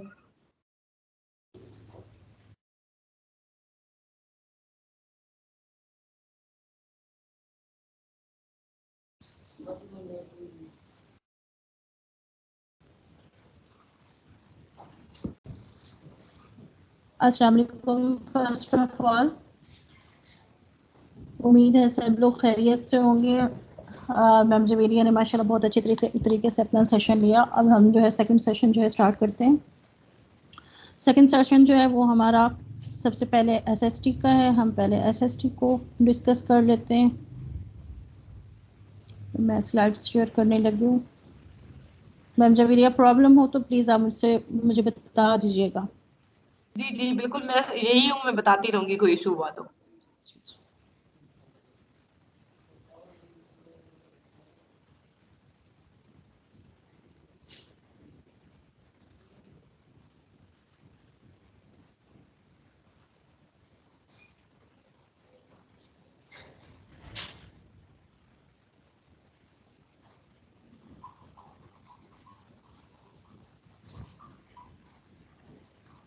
بسم اللہ الرحمن الرحیم. شروع اللہ کے نام سے جو بڑا مہربان نہایت رحم والا ہے. آج کے گولڈن ورڈز قائد اعظم کا قول ہے، علم تلوار سے بھی زیادہ طاقتور ہے، اس لیے علم کو اپنے ملک میں بڑھائیں، کوئی آپ کو شکست نہیں دے سکتا۔ اپنے علم کو جو ہے وہ بڑھائیں اور اس سے جو ہے ہم کامیاب ہو سکتے ہیں۔ آج کا ہمارا SST کا ٹاپک ہے population, society and culture of Pakistan. آج ہم جو ہے اس کو ڈسکس کریں گے۔ ہم سٹارٹ کرتے ہیں۔ آج تھوڑا سا لینتھی ہے، انشاءاللہ میں کوشش کروں گی کہ اس ٹائم میں جو ہے اس کو میں کور کر پاؤں۔ تو سٹارٹ کرتے ہیں۔ سب سے پہلے جو ہے growth and population of Pakistan, Pakistan میں افزائش آبادی اور تقسیم۔ پاکستان ایک گنجان آباد ملک ہے۔ آبادی کی گنجانیت سے مراد کہ 1 مربع کلومیٹر کے رقبے میں اوسطاً کتنے افراد بستے ہیں۔ پاکستان آبادی کے لحاظ سے دنیا کا چھٹا بڑا ملک ہے۔ پہلے 5 ممالک میں بالترتیب جو ہے چین، بھارت، امریکہ، انڈونیشیا اور برازیل شامل ہیں۔ اکنامک سروے آف پاکستان 2013-14 کے اعداد و شمار کے مطابق ملک کی آبادی 188.02 ملین ہے اور اس میں 1.95% سالانہ کی شرح سے اضافہ ہو رہا ہے، اور اس میں پاکستان کی آبادی جو ہے وہ بڑی تیزی سے بڑھ رہی ہے۔ اس کا اندازہ اس بات سے لگایا جا سکتا ہے کہ 1998 کی مردم شماری کے مطابق پاکستان کی آبادی 132.3 ملین تھی، جو کہ 2014 میں 188 ملین سے تجاوز کر چکی ہے۔ آبادی کے سلسلے میں 2 اہم باتوں کو مد نظر رکھا جاتا ہے کہ ایک آبادی کی تقسیم اور اس کے بعد اس کے بڑھنے کی شرح۔ 1998 کی مردم شماری کے مطابق پاکستان کی آبادی یعنی گنجانیت جو ہے وہ 164 افراد فی مربع کلومیٹر تھی، جبکہ جدید اعداد و شمار کے مطابق پاکستان کی موجودہ گنجانیت جو تھی وہ 236 افراد فی مربع کلومیٹر سے زائد ہے۔ گویا رقبہ وہی ہے مگر آبادی میں جو ہے تیزی سے اضافہ ہو رہا ہے۔ اس وجہ سے پاکستان کا شمار گنجان آباد ممالک میں کیا جاتا ہے۔ 1950 میں پاکستان آبادی کے لحاظ سے دنیا کا 13واں بڑا ملک تھا، اس وقت چھٹا بڑا ملک ہے۔ اگر پاکستان کی آبادی میں شرح اضافہ یہی رہی تو 2050 تک پاکستان دنیا کا 5واں بڑا ملک بن جائے گا۔ اکنامک سروے آف پاکستان 2013-14 کے مطابق پاکستان کی آبادی کے بارے میں اہم معلومات یہاں پر تھوڑی سی دی گئی ہیں، اس کو دیکھ لیتے ہیں کہ پاکستان کی آبادی جو تھی 2013-14 کے مطابق کیسی تھی کہ یہ پاکستان کی آبادی ٹوٹل جو تھی 188.2 ملین تھی۔ پاکستان کی شہری آبادی جو ہے وہ 72.50 ملین تھی، یعنی جو لوگ شہر میں آباد ہیں اس کی آبادی کا جو ہے یہاں مردم شماری دی گئی ہے۔ اور پاکستان کی دیہی آبادی یعنی جو لوگ گاؤں میں رہتے ہیں وہ تھی جی 115.52 ملین ہے۔ خواتین کی اوسط عمر جو تھی وہ تھی 66.9 ایئرس اور مردوں کی اوسط عمر تھی 64.9 ایئرس۔ صوبوں کے لحاظ سے آبادی کی گنجانیت بھی دیکھ لیتے ہیں۔ صوبہ پنجاب آبادی کے لحاظ سے پاکستان کا سب سے بڑا صوبہ ہے۔ پاکستان کی آبادی کا 64% صوبہ پنجاب میں رہتا ہے، جبکہ پنجاب میں 1 مربع کلومیٹر کے علاقے میں اوسطاً 499 افراد بستے ہیں۔ بلوچستان میں فی مربع کلومیٹر صرف 28 افراد بستے ہیں اور سندھ میں اوسطاً 318 افراد فی مربع کلومیٹر آباد ہیں، اور خیبر پختونخوا میں یہ 339 افراد فی مربع کلومیٹر ہے۔ یہ چھوٹے چھوٹے پوائنٹس ہیں، یہ جو ہے اس میں MCQs میں آئے ہوئے ہیں، یہ MCQs میں جو ہے موجود ہے۔ اس کے چھوٹے چھوٹے MCQs جو ہیں بہت امپورٹنٹ ہے، ان کو ذرا آپ نے اچھے طریقے سے ریوائز کرنا ہے۔ اب ہے جی سینسس یا مردم شماری کیا ہوتی ہے؟ مردم شماری جو ہوتی ہے کسی ملک کے متعلق با مقصد اور کامیاب منصوبہ بندی کے لیے آبادی کے مختلف پہلوؤں کے متعلق ضروری قواعد، مثلاً کل آبادی اور اس کی علاقائی تقسیم، شہری و دیہاتی آبادی کا تناسب، شرح افزائش، فی کلومیٹر آبادی یعنی اتنے کلومیٹر، 1 کلومیٹر پر کتنی آبادی موجود ہے اسے کہتی ہیں فی کلومیٹر آبادی، تعلیم و تربیت، قابلیت اور لوگوں کے اہم پیشوں وغیرہ کے متعلق معلومات ہونا ضروری ہیں۔ آبادی کے ان قواعد کو جاننے کا عمل جو ہے وہ مردم شماری کہلاتا ہے۔ मरदम शुमारी उमूमन हर 10 साल बाद होती है। बरे सगीर पाको हिंद में पहली मरदम शुमारी जो हुई वो 1881 में हुई थी। पाकिस्तान के वजूद में आने से लेकर अब तक पाकिस्तान में 5 बार मरदम शुमारी हो चुकी है, जिसकी तफसील जो है स्टेबल में है, इसको देख लेते हैं हम। पाकिस्तान में मरदम शुमारी का साल या 1951 में जो आबादी की जो मरदम शुमारी की गई थी वो तकरीबन थी 33.7 मिलियन, और 1961 में जब की गई वो करीबन थी 42.8 मिलियन। ये बढ़ती जा रही है, 10 साल के बाद जो है ये मरदम शुमारी होती है। 1972 में जो है करीबन 65.3 मिलियन, और 1981 में करीबन 84.2 मिलियन, और 1998 में करीबन 132.3 मिलियन हो गई। आबादी की तकसीम और गुंजानियत पर असर अंदाज होने वाले अवामिल, अब ज़रा हम इन अवामिल को डिस्कस कर लेते हैं जो कि इस पर इफ़ेक्ट करते हैं। किसी मुल्क की आबादी और गुंजानियत एक जैसी नहीं होती। बाज़ इलाकों में आबादी बहुत ज़्यादा और बाज़ में बहुत कम और बाज़ में औसत दर्जे की होती है। आबादी की तकसीम और गुंजानियत पर बहुत से अवामिल असरअंदाज होते हैं। इनमें कुछ जो है तबी अवामिल और कुछ इंसानी अवामिल शामिल है, जिनकी तफसील जो है वो यहाँ पर मौजूद है। हम डिस्कस कर लेते हैं इन अवामिल को। सबसे पहले जो है वो है जोग्राफी अवामिल। किसी इलाके की ज़मीन हमवार, नरम और ज़रखेज़ हो तो इसे आबाद करना आसान होता है। इसमें खेती बाड़ी और बागवानी के ज़रिए पैदावार, वसाइल ज़िंदगी बआसानी हासिल किए जा सकते हैं। ऐसे इलाकों में रहना, घर बनाना और ज़रूरियात ज़िंदगी हासिल करना निस्बतन आसान होता है, इसलिए इन इलाकों में आबादी ज़्यादा होती है। इसके बरक्स दुश्वार गुजार इलाके जैसे पहाड़, जंगल, बंजर और बेआबो गया यानी जहाँ पानी मौजूद ना हो, ज़मीन रिहाइश के लिए मौजूद नहीं होती, इसलिए ऐसे इलाकों की आबादी बहुत कम होती है। पाकिस्तान के मैदानी इलाके जिनकी मिट्टी ज़रखेज़ और काबिल काश्त है, वहाँ की आबादी गुंजान है, जैसे पाकिस्तान में दरिया सिंध का मैदान, पेशावर और मर्दान की वादी वगैरह। नंबर 2 पर है जी आबो हवा। जिन इलाकों की आबो हवा अच्छी हो वहाँ इंसानी सेहत अच्छी रहती है। बारिशें बर वक्त हों तो पैदावार ज़्यादा होती है और खुराक बकसरत मुयस्सर आती है, इसलिए इन इलाकों में उमूमन आबादी ज़्यादा होती है। बड़े बड़े कदीम शहर दरियाओं के किनारे ही आबाद हैं। मुतदिल और नीम गर्म आबो हवा वाले इलाके जहाँ बारिश ज़्यादा होती है गुंजान आबाद होते हैं। पाकिस्तान के शुमाल पहाड़ी सिलसिलों की आबो हवा शदीद सर्द है और सतह मुर्तफा बलूचिस्तान और सहराई इलाकों की आबो हवा निहायत गर्म है, जिसकी वजह से ये इलाके कम गुंजान आबाद हैं। सूबे पंजाब के शुमाली इलाकों और कराची की आबो हवा मुतदिल है, जिसकी वजह से ये गुंजान आबाद हैं।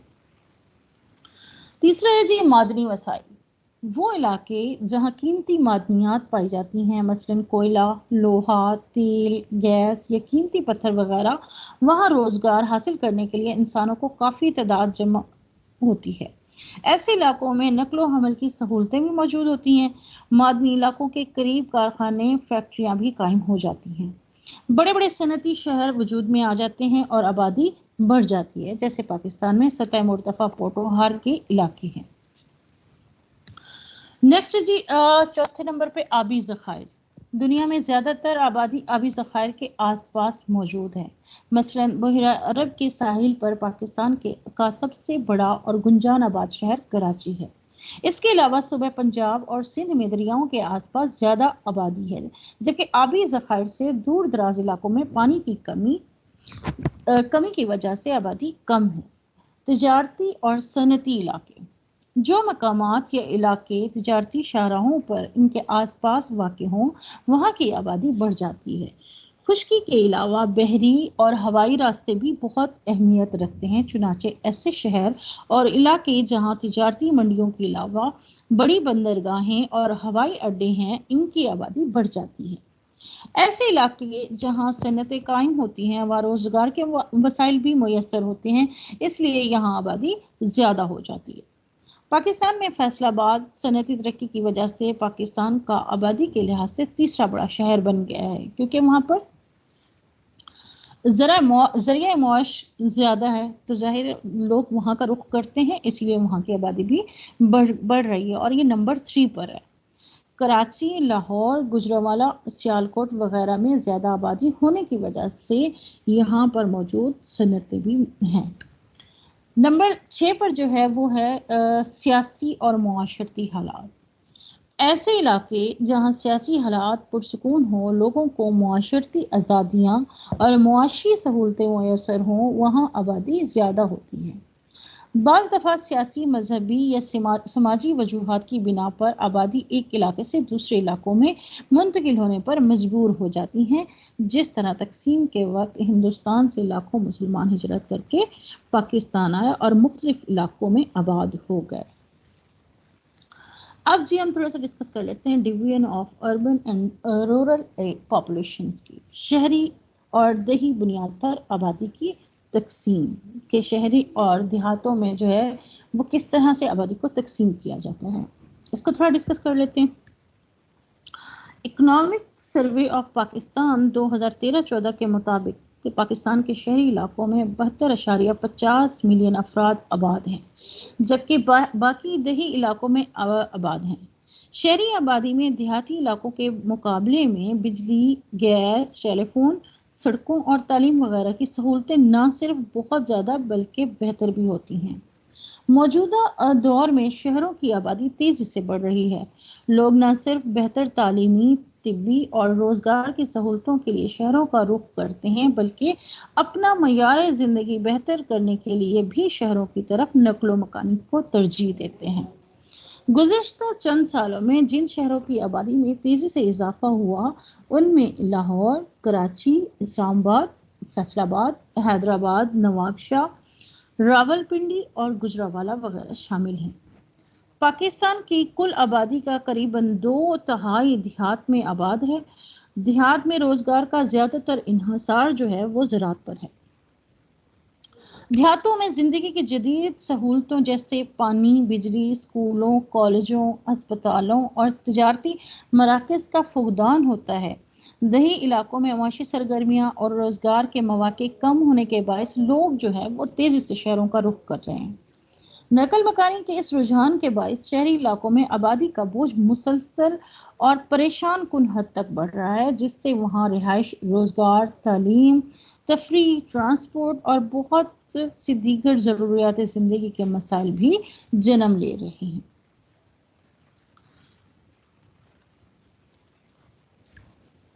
مثلاً سالانہ ترقی بجٹ میں تعلیم کے لیے زیادہ بجٹ مختص کرنا، مڈل اسکولوں کو ہائی جبکہ ہائی اسکولوں کو ہائر سیکنڈری کا درجہ دینا، تعلیمی اداروں میں نصابی تعلیم کے ساتھ ساتھ فنی اور ٹیکنیکل ایجوکیشن پر بھی توجہ دینا، تعلیمی اداروں میں پانی، سینیٹری اور تفریح کی سہولتوں کو بہتر بنانے پر بھی خصوصی توجہ دینا وغیرہ ہے۔ اکنامک سروے آف پاکستان 2013-14 کے مطابق چاروں صوبوں کی شرح خواندگی اس طرح ہے۔ سب سے پہلے ہم لوگ دیکھتے ہیں صوبہ پنجاب میں جو ہے شرح خواندگی جو فیصد کے حساب سے ہے وہ 62% ہے، 62%، اور جبکہ جو لوگ شہر میں آباد ہیں ان کی شرح خواندگی جو ہے وہ 77%، 77% ہے، اور جو دیہات میں شرح خواندگی ہے وہ 55% ہے۔ سندھ میں جو ہے شرح خواندگی ٹوٹل جو ہے وہ 60% ہے، اس میں سے شہری جو خواندگی ہے وہ 77% ہے، اور دیہی آبادی جو ہے وہ شرح خواندگی جو ہے وہ تقریباً 42% ہے۔ اگر ہم خیبر پختونخوا کی بات کریں تو وہاں پر جو شرح خواندگی فیصد ہے وہ 52 ہے۔ شہری آبادی میں شرح خواندگی کی فیصد جو ہے وہ 66 یعنی 66% ہے، اور دیہی آبادی کی شرح خواندگی 49% ہے۔ بلوچستان میں شرح خواندگی کی فیصد 44% ہے، اور شہری آبادی میں شرح خواندگی بلوچستان میں 65% ہے، اور بلوچستان میں دیہی آبادی میں شرح خواندگی جو ہے وہ 37% ہے۔ ایجوکیشن کنڈیشن ان پاکستان میں جو ہے وہ تعلیم کی صورتحال کیسی ہے اس کو ہم تھوڑا ڈسکس کر لیتے ہیں۔ ایجوکیشنل کنڈیشن آف ان پاکستان، حکومت پاکستان تعلیم کو ہر شہری کا بنیادی حق سمجھتی ہے اور اس کی ترقی کے لیے بھی کوشاں ہے۔ तरक्की याफ्ता ममालिक के तजुर्बात ज़ाहिर करते हैं कि मजमूई कौमी आमदनी में इजाफा तालीमी शोबे की तरक्की से मशरूत है।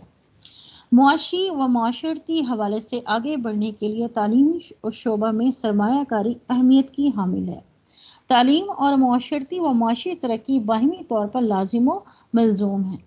पाकिस्तान में अगरचे एक तवील अरसे तक इस शोबे पर पूरी तवज्जो ना दी गई, लेकिन अब तालीम की फ़रोग़ के लिए बेहतर मनसूबाबंदी की जा रही है। पाकिस्तान में 1951 की मरदमशुमारी के मुताबिक ख्वानदगी की जो शरह है वो 16% थी और 1998 की मरदमशुमारी के मुताबिक 45% और 2013-14 के अदाद शुमार के मुताबिक 60% है, जो चंद दीगर तरक्की पजीर ममालिक के मुकाबले में अब भी कम है। मुआशी तरक्की में अफजाइश के लिए ज़रूरी है कि शरह ख्वानदगी ज़्यादा हो। अब जी डिस्कस करते हैं educational structure of Pakistan, Pakistan का तालीमी ढांचा। पाकिस्तान के तालीमी ढांचे को जो है जो अभी तकसीम किया गया है उसको थोड़ा डिस्कस कर लेते हैं। सबसे पहला जो लेवल है प्रेप और प्राइमरी लेवल है। प्रेप और प्राइमरी तालीम अव्वल जमात से पहले की तालीम प्रेप या कच्ची जमात की तालीम कहलाती है। इसमें अमूमन 3 से 4 साल के बच्चे शामिल होते हैं। जमात अव्वल से पंजम तक प्राइमरी तालीम होती है, जो प्राइमरी और मस्जिद मकतब स्कूलों में बच्चों को दी जाती है। वफाकी और सूबाई हुकूमतें कोशिश कर रही हैं कि हर गांव की सतह पर भी प्राइमरी स्कूल कायम किए जाएं ताकि तमाम लोगों को यकसा तालीम की सहूलत मुयस्सर आए। नंबर 2 जो है वो मिडल यानी सानवी व आला सानवी तालीम। पाकिस्तान में मिडल की तालीम का सिलसिला 6वीं से 8वीं जमात और सानवी हिस्सा 9वीं से 10वीं जमात तक चलता है, जबकि आला सानवी 11वीं और 12वीं जमातों पर मुश्तमिल है। आला सानवी तालीम का कोर्स 2 साल का है, जिसमें आर्ट्स, साइंस और कॉमर्स की तालीम दी जाती है। 5वीं और 8वीं जमातों के इम्तिहान महकमा एजुकेशन की ज़ेर निगरानी मुनक्किद होते हैं, जबकि 9वीं से 12वीं जमातों के इम्तिहान board of intermediate and secondary education मुनक्किद करवाता है। नंबर 3 जो इसकी डिवीजन की गई है वो है यूनिवर्सिटी की तालीम। आला सानवी तालीम के बाद यूनिवर्सिटी तालीम शुरू होती है, जिसके लिए मुल्क में कई यूनिवर्सिटियां कायम हैं। यूनिवर्सिटी तालीम की कई अकसाम हैं। ये तालीम BA, BSc और MA, MSc, MPhil और PhD पर मुश्तमिल है। यूनिवर्सिटियों के अलावा बहुत सारे कॉलेजेस भी जो हैं वो आला तालीम दी जाती है। पेशावराना तालीम के लिए तलबा को मुतलका पेशावराना कॉलेजों और दाखिला लेना पड़ता है। इस तरह कॉमर्स, ज़राअत और दीगर फ़नी उलूम की तालीम के हसूल के लिए कॉलेज और यूनिवर्सिटियां भी कायम की गई हैं।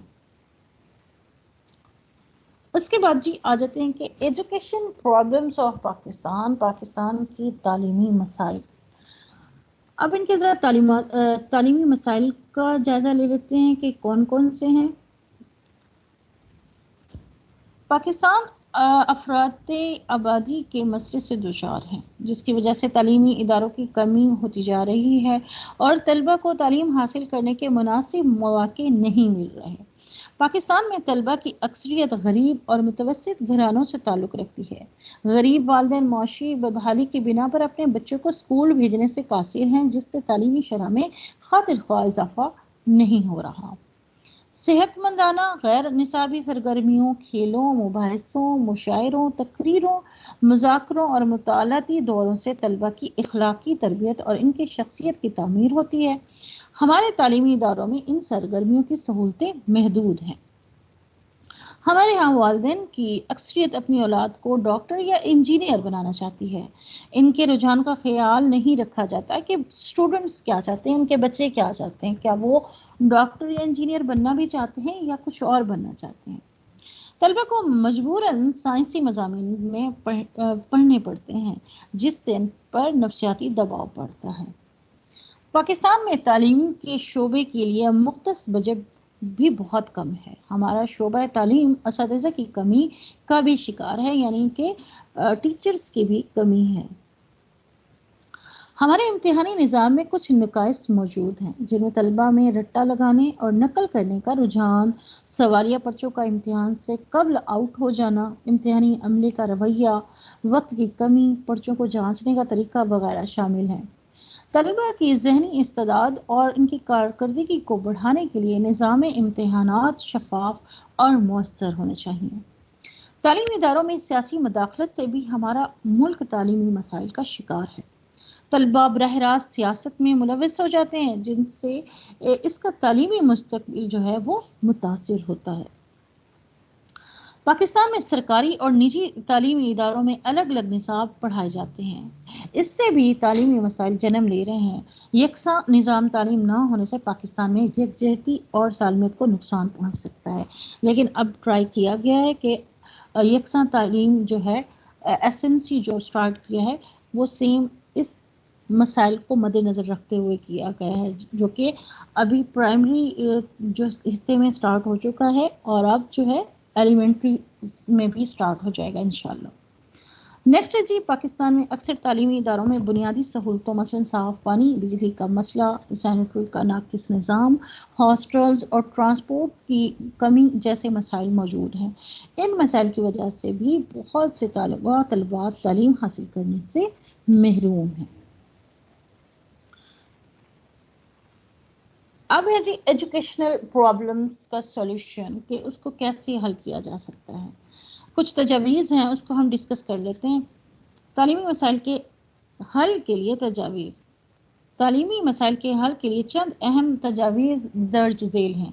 बढ़ती हुई आबादी की ज़रूरियात को मद्देनज़र रखते हुए नए तालीमी इदारे कायम किए जाएँ, तालीम के लिए मुख्तस बजट में इजाफा किया जाए, सारे मुल्क में एक सा निज़ाम तालीम राइज किया जाए, इम्तिहानी निज़ाम को दुरुस्त किया जाए, नकल और दूसरे नाजायज़ ज़राए खात्मा किया जाए।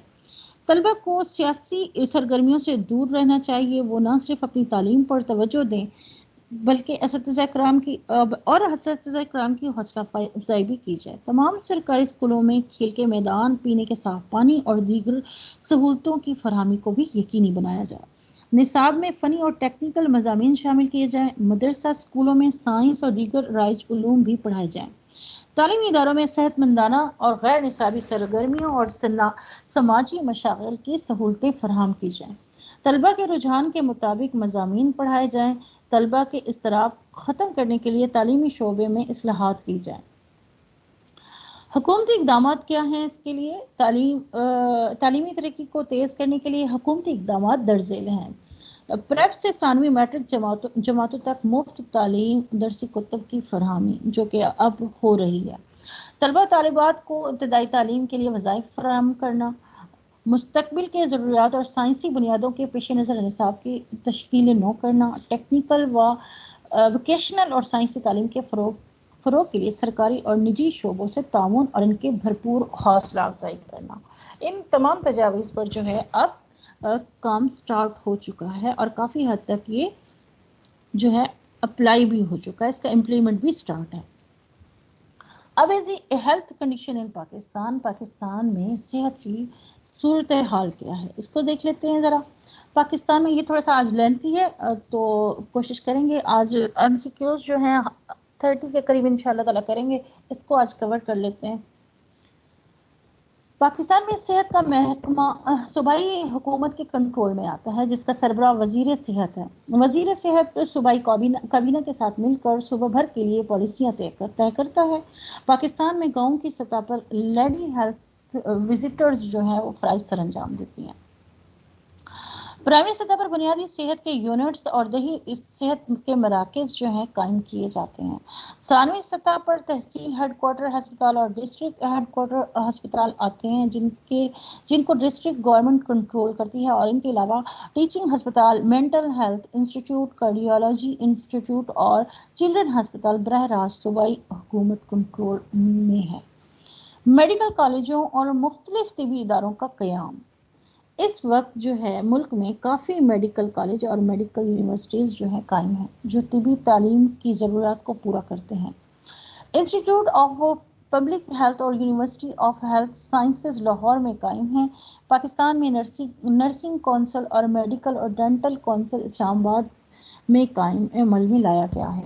دل کے امراض، برن یونٹ اور زچہ بچہ کی بہبود کے ہسپتال بھی پاکستان کے بڑے بڑے شہروں میں قائم کیے گئے ہیں، جو مریضوں کو بروقت طبی سہولیات فراہم کر کے ان کی زندگیاں بچانے کی کوششوں میں مصروف ہیں۔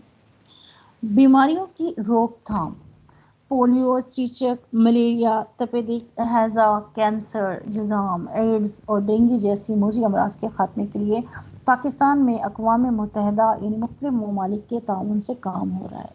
اور ابھی حال ہی میں جو ایک وائرس اسپیشلی جو ہوا ہے اس کے لیے بھی جو ہے ویکسینیشن کی گئی، اس کی روک تھام کے لیے بھی جو ہے وہ کام کیا جا رہا ہے، ویکسینیٹ کیا جا رہا ہے۔ پولیو کے خاتمے کے لیے جو ہے 1985 میں مہم شروع کی گئی تھی، جو اب تک چل رہی ہے۔ 2013-14 کے اعداد و شمار کے مطابق جو ہے پاکستان میں طبی سہولتوں کا ایک جائزہ بھی جو ہے وہ درج ذیل ٹیبل میں دیکھ لیتے ہیں کہ پاکستان میں کل گورنمنٹ ہسپتال جو ہے وہ 1096 ہیں، بنیادی صحت کے یونٹ جو ہیں 5527 ہیں، ڈسپینسریاں جو ہیں وہ 5310 ہیں، دیہی صحت کے مراکز 650 ہیں، رجسٹرڈ ڈاکٹرز کی تعداد جو ہے وہ جو ہے 167759 ہے، رجسٹرڈ ڈینٹسٹ کی تعداد جو ہے 13716 ہے، رجسٹرڈ نرسز کی جو تعداد ہے 86123 ہے۔ ہسپتال کا ایک بیڈ جو ہے 1647 افراد کے حصے میں آتا ہے۔ صرف ایک ڈاکٹر 1099 افراد کے لیے موجود ہے، یعنی ایک ڈاکٹر جو ہے وہ 1099 لوگوں کے لیے ہے۔ اگر اس کا ایسٹیمیٹ لگایا جائے کہ ایک ڈاکٹر کتنے پیشنٹس کو ڈیل کرتا ہے، صرف ایک ڈینٹسٹ موجود ہے 13,441 افراد کے لیے۔ اور یہ جو تھا 2013-14 کی جو ہے ڈیٹیل بتائی گئی ہے۔ اس کے بعد یہ health problems and solution, health problems اور ان کے سولوشن کیا ہو سکتے ہیں، اس کا دیکھ لیتے ہیں۔ صحت کے مسائل، امراض کی کثرت کے مقابلے میں علاج معالجے کی سہولت محدود اور غیر معیاری ہیں۔ پاکستان میں طبی مسائل کی ایک اہم وجہ افراط آبادی ہے، جو ترقی یافتہ ممالک کے مقابلے میں بہت زیادہ ہے۔ اس افراط آبادی نے پاکستان کے طبی ڈھانچے کو بالکل مفلوج کر کے رکھ دیا ہے اور ملک بے شمار طبی مسائل کا شکار ہے۔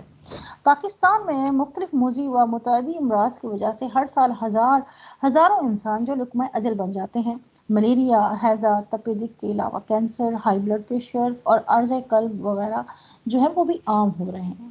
اور آج کل کرونا کی وبا بھی جو ہے وہ پھیلی ہوئی ہے، وہ بھی اسی میں آتی ہے ظاہر ہے۔ غیر متوازن غذا صحت کی خرابی اور قوت مدافعت کی کمی پیدا کر رہی ہے۔ پاکستان میں بیماریوں کی ایک اہم وجہ مختلف اشیاء خوراک میں ملاوٹ ہے، یعنی خالص خوراک کا نہ ہونا، جس کی وجہ سے لوگوں کا معیار صحت جو ہے وہ گر رہا ہے۔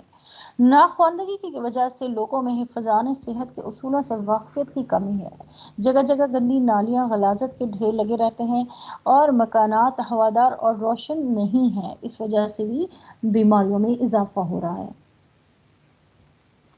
نیکسٹ جی ہم دیکھ لیتے ہیں صحت کے مسائل اور ان کا حل۔ حکومت کو چاہیے کہ وہ شعبہ صحت کے لیے زیادہ بجٹ مختص کرے، ہسپتالوں میں طبی سہولیات فراہم کی جائیں، ڈاکٹر اور دیگر سٹاف کی کمی کو دور کیا جائے، افراد آبادی پر قابو پایا جائے، حفظان صحت کے اصولوں سے لوگوں کو واقفیت دلائی جائے، غیر متوازن غذا وغیرہ جیسے مسائل شعبہ صحت کو درپیش شرح آبادی کو قابو میں رکھنے کے لیے بھی مؤثر اقدامات کیے جائیں، اشیاء خوردنوش میں ملاوٹ کو ختم کرنے کے اقدامات کیے جائیں، غیر تربیت یافتہ عطائی ڈاکٹروں کی حوصلہ شکنی کی جائے اور عوام میں ان کے خلاف شور بیدار کیا جائے۔ اب ذرا ڈسکس کر لیتے ہیں، دیکھ لیتے ہیں، جائزہ لیتے ہیں major features of Pakistan society and culture, یعنی کہ پاکستان معاشرے اور ثقافت کی نمایاں خصوصیات کیا ہیں۔ ثقافت کا مفہوم دیکھتے ہیں کیا ہے۔ کسی قوم کی شناخت اور اس کی ثقافت سے کی جاتی ہے۔ کسی قوم کے افراد جب مدتوں سے ایک سرزمین پر مل جل کر رہ رہے ہوں تو ان کے ہاں مشترکہ قدریں، رسم و رواج، انداز زندگی، آئلی قوانین، تفریحات، کھیل، فنون اور مجلسی زندگی کے اصول دیکھے جا سکتے ہیں۔ یہی خصوصیات اس قوم کو دوسری قوم سے مختلف اور ممتاز بناتی ہیں۔ ثقافت کا تعلق ہر قسم کے علوم و فنون، عقائد، قوانین اور رسم و رواج سے ہوتا ہے۔ یہ انسانوں کے افکار اور اعمال سے بھی متعلق ہوتی ہے۔ ثقافت ایک کل ہوتی ہے جو کسی علاقے میں رہنے والے انسانوں کی ارادی غیر ارادی افعال کی بدولت پروان چڑھتی ہے۔ اس طرح ان لوگوں کے عقائد، رسم و رواج، علم و فنون، قوانین، معاشرتی رویے اس میں شامل ہو جاتے ہیں۔ پاکستانی معاشرے اور ثقافت کی نمایاں خصوصیات جو ہیں، نمبر 1 جو ہے وہ ہے سوشل ویلیوز، یعنی معاشرتی قدریں۔ پاکستان کے تمام علاقوں اور صوبوں میں اعلیٰ اور منفرد معاشی قدریں پائی جاتی ہیں۔ بزرگوں کا احترام، چھوٹے سے محبت اور خواتین کو احترام کی نظر سے دیکھا جاتا ہے۔ لوگ ایک دوسرے کے دکھوں اور خوشیوں میں شریک ہوتے ہیں۔ دیہی علاقوں میں بزرگوں پر مشتمل پنچایتیں بہت سے تنازعات کو مقامی سطح پر ہی حل کر لیتی ہیں۔ اور اس کے بعد غذائیں، پاکستان کے مختلف علاقوں میں مختلف غذائیں پسند کی جاتی ہیں۔ پنجاب اور سندھ میں سبزیاں، دالیں، گوشت، چاول بہت مرغوب ہیں۔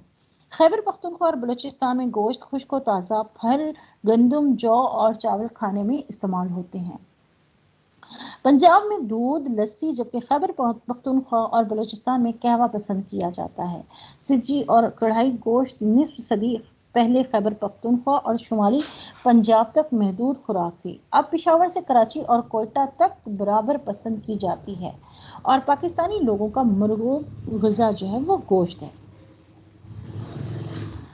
نمبر 3 پہ ہے مذہبی ہم آہنگی، ریلیجیس ہارمنی۔ برِ صغیر میں بزرگان دین نے اسلام پھیلایا تو بہت سے لوگوں نے اسلام قبول کیا۔ موجودہ پاکستان میں مذہبی ہم آہنگی پائی جاتی ہے۔ علاقائی، صوبائی، لسانی، نسلی اور دیگر بنیادیں بھی ہیں، لیکن پاکستانیوں کی اہم ترین پہچان اسلام ہے۔ وہ ذات پات، رنگ و نسل اور علاقے کے امتیازات کو نسبتاً بہت کم اہمیت دیتے ہیں۔ پاکستان کا دستور اقلیتوں کو مکمل تحفظ دیتا ہے۔ پاکستان میں مذہبی ہم آہنگی کے ساتھ ساتھ مذہبی رواداری بھی موجود ہے۔ مخلوط ثقافت، مکسڈ کلچر۔ ماضی میں پاکستانی علاقوں میں آ کر بسنے والے لوگوں کا تعلق دنیا کے مختلف علاقوں سے تھا۔ جو گروہ بھی آیا اپنے ہمراہ اپنی روایات، رسوم، تہوار، لباس، خوراک اور زندگی گزارنے کے انداز لے کر آیا۔ ان گروہوں نے ایک دوسرے پر اثر ڈالا اور ایک ملی جلی ثقافت ابھرتی گئی، یعنی مکس ہوتے گئے۔ لباس، پاکستان کے لباس موسمی اور مذہبی ضرورتوں کے پیش نظر تیار کیے جاتے ہیں۔ پنجاب کے دیہی علاقوں میں مرد دھوتی، کرتا، شلوار قمیض اور پگڑی استعمال کرتے ہیں۔ عورتیں دوپٹہ، شلوار اور کرتا پسند کرتی ہیں۔ شہری علاقوں میں شلوار قمیض، پینٹ کوٹ اور واسکٹ کا رواج ہے۔ صوبہ خیبر پختونخوا اور صوبہ بلوچستان اور صوبہ سندھ میں بڑے گھیرے والی شلوار پہنی جاتی ہے۔ عورتیں کڑھائی والا لباس پہننا زیادہ پسند کرتی ہیں اور شادی کے موقع پر دلہن کا لباس بڑا ہی خوبصورتی سے تیار کروایا جاتا ہے۔ میلے اور عرس، پاکستان بھر میں بے شمار میلے اور عرس ہر سال منعقد کیے جاتے ہیں۔ یہ میلے اور عرس ہماری ثقافت کی عکاسی کرتے ہیں۔ حضرت داتا گنج بخش علی حجویری، حضرت فرید الدین شکر گنج، حضرت شاہ رکن عالم ملتانی، حضرت بہاؤالدین زکریا ملتانی، حضرت مادھو لال حسین میلہ چراغاں، حضرت سید انس شاہ، حضرت سچے سرمست سندھ، حضرت شاہ عبداللطیف بٹائی سندھ کے عرس اور سبی کا سالانہ میلہ قابل ذکر ہے۔ کھیل، پاکستان کرکٹ، ہاکی، اسکواش کی ٹیمیں دنیا بھر میں مشہور ہیں۔ ان کھیلوں کے ٹورنامنٹ ضلعی، ڈویژنل، صوبائی اور ملکی سطح پر منعقد کروائے جاتے ہیں۔ گلگت اور شمالی علاقوں میں پولیو کا کھیل بھی جو ہے بہت مقبول ہے۔ مذہبی تہوار، پاکستان کی اکثریت آبادی مسلمان ہے۔ وہ اپنے مختلف مذہبی اور معاشرتی تہوار مثلاً عید الفطر، عید الاضحیٰ، عید میلاد النبی، شب معراج اور شب برات وغیرہ بڑے جوش و خروش سے مناتے ہیں۔ یہ تہوار ہماری صدیوں کی ثقافت کا اہم حصہ ہیں۔ ان کے علاوہ یوم عاشور بھی مذہبی عقیدت و احترام سے منایا جاتا ہے۔ نیز پاکستان میں غیر مسلموں کو بھی اپنے تہوار منانے کی مکمل آزادی ہے۔ رسم و رواج، پاکستان میں عوام مختلف موقعوں پر مخصوص رسم و رواج کے مطابق عمل کرتے ہیں۔ مثال کے طور پر مسلمان بچے کی پیدائش کے فوراً بعد اس کے کان میں اذان دی جاتی ہے کہ اس سے معلوم ہو کہ وہ بفضل تعالیٰ مسلمان خاندان میں پیدا ہوا۔ کسی ملک کے کسی مسلمان کے فوت ہو جانے پر رشتہ دار، عزیز و اقارب اور تعلق دار متوفی کے گھر جمع ہوتے ہیں اور نماز جنازہ کی ادائیگی کے بعد اسے دفن کیا جاتا ہے۔ اس سارے ثواب کے لیے قرآن خوانی کی جاتی ہے۔ ہمارے ملک میں تمام اقلیتوں کو یہ حقوق حاصل ہے کہ وہ اپنی مذہبی روایات کے مطابق شادی بیاہ اور اموات کی رسمیں ادا کریں۔ اس کے بعد جی مختلف فنون، ڈفرنٹ آرٹس۔ کراچی میں مزار قائد، لاہور بادشاہی مسجد، شاہی قلعہ اور وابڈا ہاؤس، اسلام آباد میں فیصل مسجد، مسجد محبت خاں اور قلعہ بالا حصار پشاور میں قائد اعظم ریزیڈنسی بلڈنگ زیارت میں، اور قلعات کا قلعات اہم عمارتیں ہیں جو سیاحوں کے لیے کشش کا باعث ہیں۔ پاکستان میں دستکاریوں کو بہت اہمیت حاصل ہے۔ مرد و خواتین دستکاری کا کام کرتے ہیں، جن کی بنائی ہوئی چیزیں دوسرے ممالک میں بھی بہت پسند کی جاتی ہیں، اور پاکستان میں مصوری کا فن بڑا منفرد اور ملک کی شناخت سمجھا جاتا ہے۔ خطاطی کا فن بھی پاکستان کے نامور خطاطوں نے بے مثال شاہکار تخلیق کیے۔ مغل اور جدید زمانوں کے مصوری اور خطاطی کے فن پارے لاہور کے عجائب گھر اور شاہی قلعے میں موجود ہیں۔ اب آ جاتے جی علاقائی ثقافتی مماثلتیں، ذریعہ یکجہتی اور یگانگت۔ اسلامی اقدار کے اثرات۔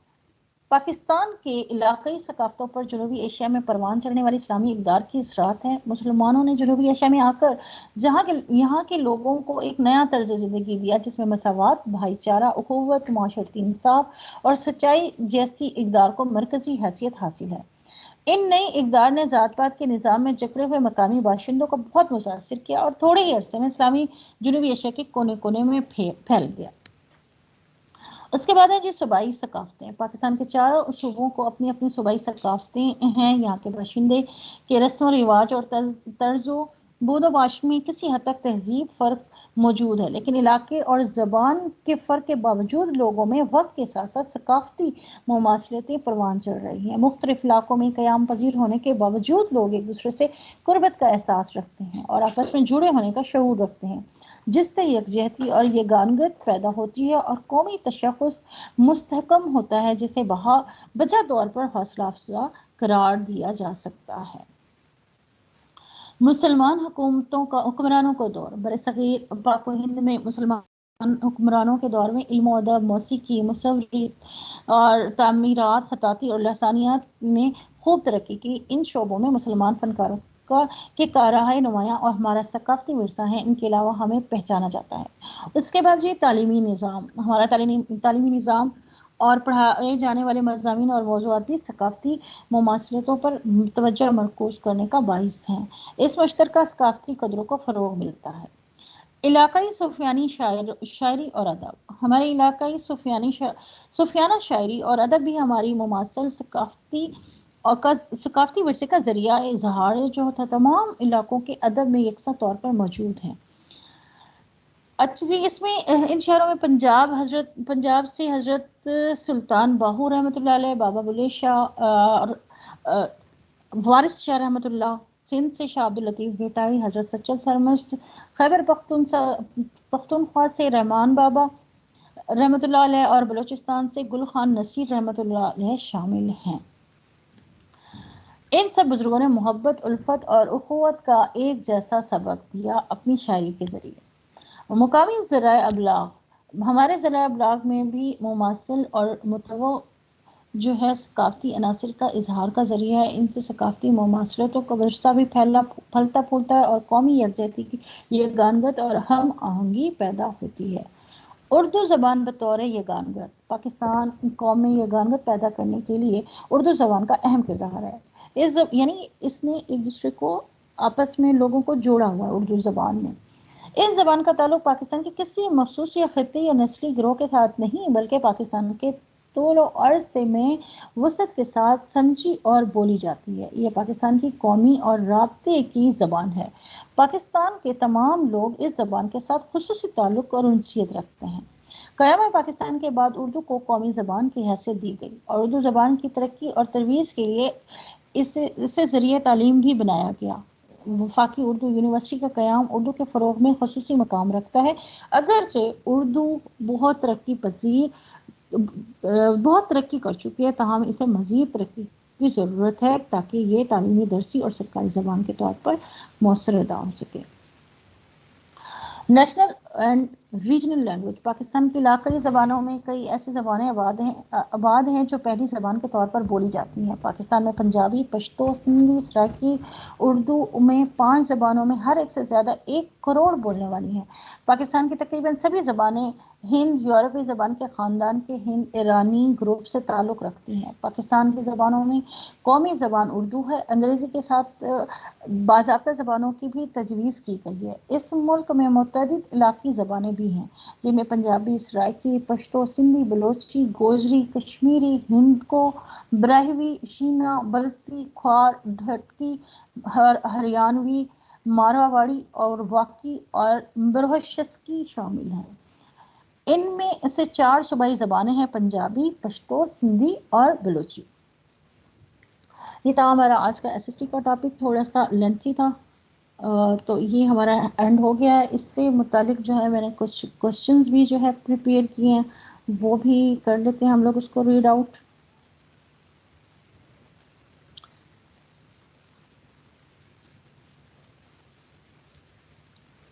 اس ٹاپک سے ریلیٹ کچھ کوشچنز میں نے یہاں پہ کیا، میں جلدی اس کو ریڈ کرتی جاؤں گی. اگر کوئی پرابلم ہو، کچھ سمجھ نہ آئے تو آپ واٹس ایپ گروپ میں جو ہے میسج کر کے وہ کنفرم کر سکتے ہیں. تو اسی سے متعلق کوشچنز ہیں ہمارے پاس. Question number 1 ہے: According to Economic Survey of Pakistan 2011-12, the population of Pakistan 18 crore 7 lakh. According to census of 1998, Pakistan population was کتنی تھی؟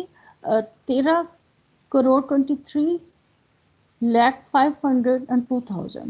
According to the latest fact, density of population in excess to 26% per square kilometer. In 1950, by population, Pakistan was the largest country in the world. 13th number پہ تھا. Punjab is the province of Pakistan population largest province ہے. of Pakistan population lives in Punjab. 54% population Punjab کی جو ہے وہ Punjab, 54% of population جو ہے وہ پنجاب کی ہے. In Punjab, the average number of person per square kilometer جو ہے وہ 354% جو ہے لوگ جو ہیں موجود ہیں پنجاب میں. In Balochistan, the average number of person per square kilometer 19% per square kilometer in Balochistan. In Sindh, the average number of person per square kilometer is 213.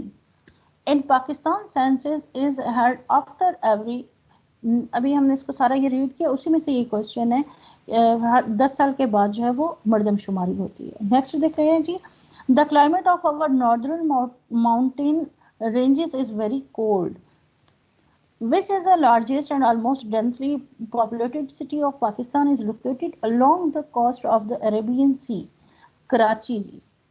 Karachi جو ہے وہ موجود ہے. The population of Pakistan lives in city with 55 million population lives in cities. According to the data 2011-12, males constitute the total population of Pakistan, 51% males. According to the data of 2011-12, females constitute the total population of Pakistan. Females کی جو ہے population کتنی تھی وہ 49% تھی according to 2011-12 کے مطابق.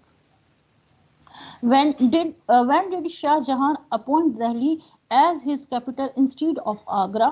1647 میں. Who completed the first Urdu Diwan?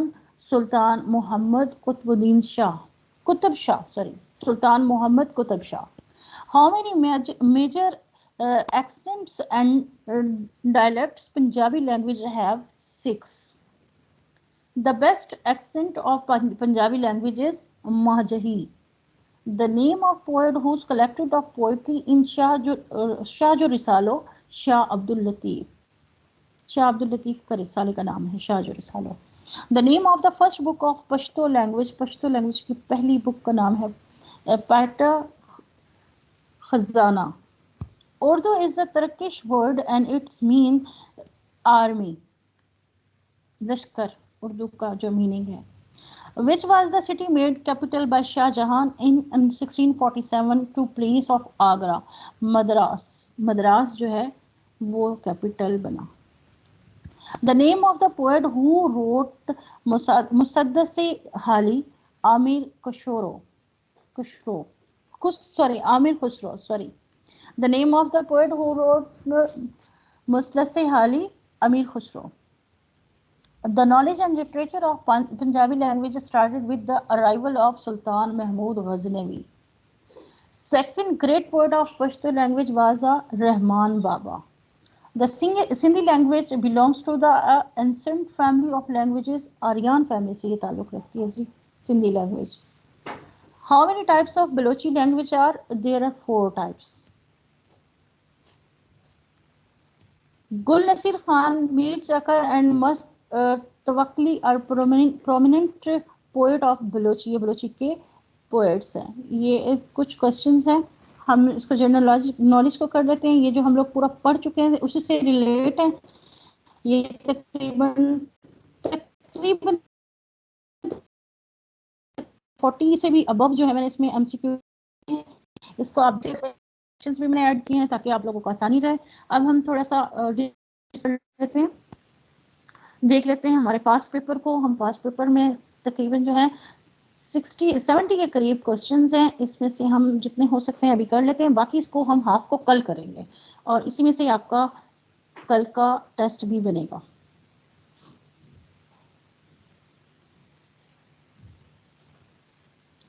Past paper है जी, इसमें से मैंने क्वेश्चंस बनाए हुए हैं. सबसे पहला क्वेश्चन है इसमें कि 1905 में बरतानवी हुकूमत ने बंगाल की तकसीम का ऐलान किया, वो क्या था? वो इंतजामिया के तकाजे थे.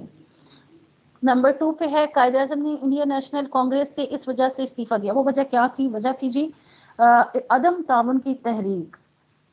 उसमें कहते हैं नंबर 3 पे क्वेश्चन है मंदरजा झील रहनुमाओं में से किसने कायदे आज़म को ऑल इंडिया मुस्लिम लीग में शमूलियत पर राजी किया था?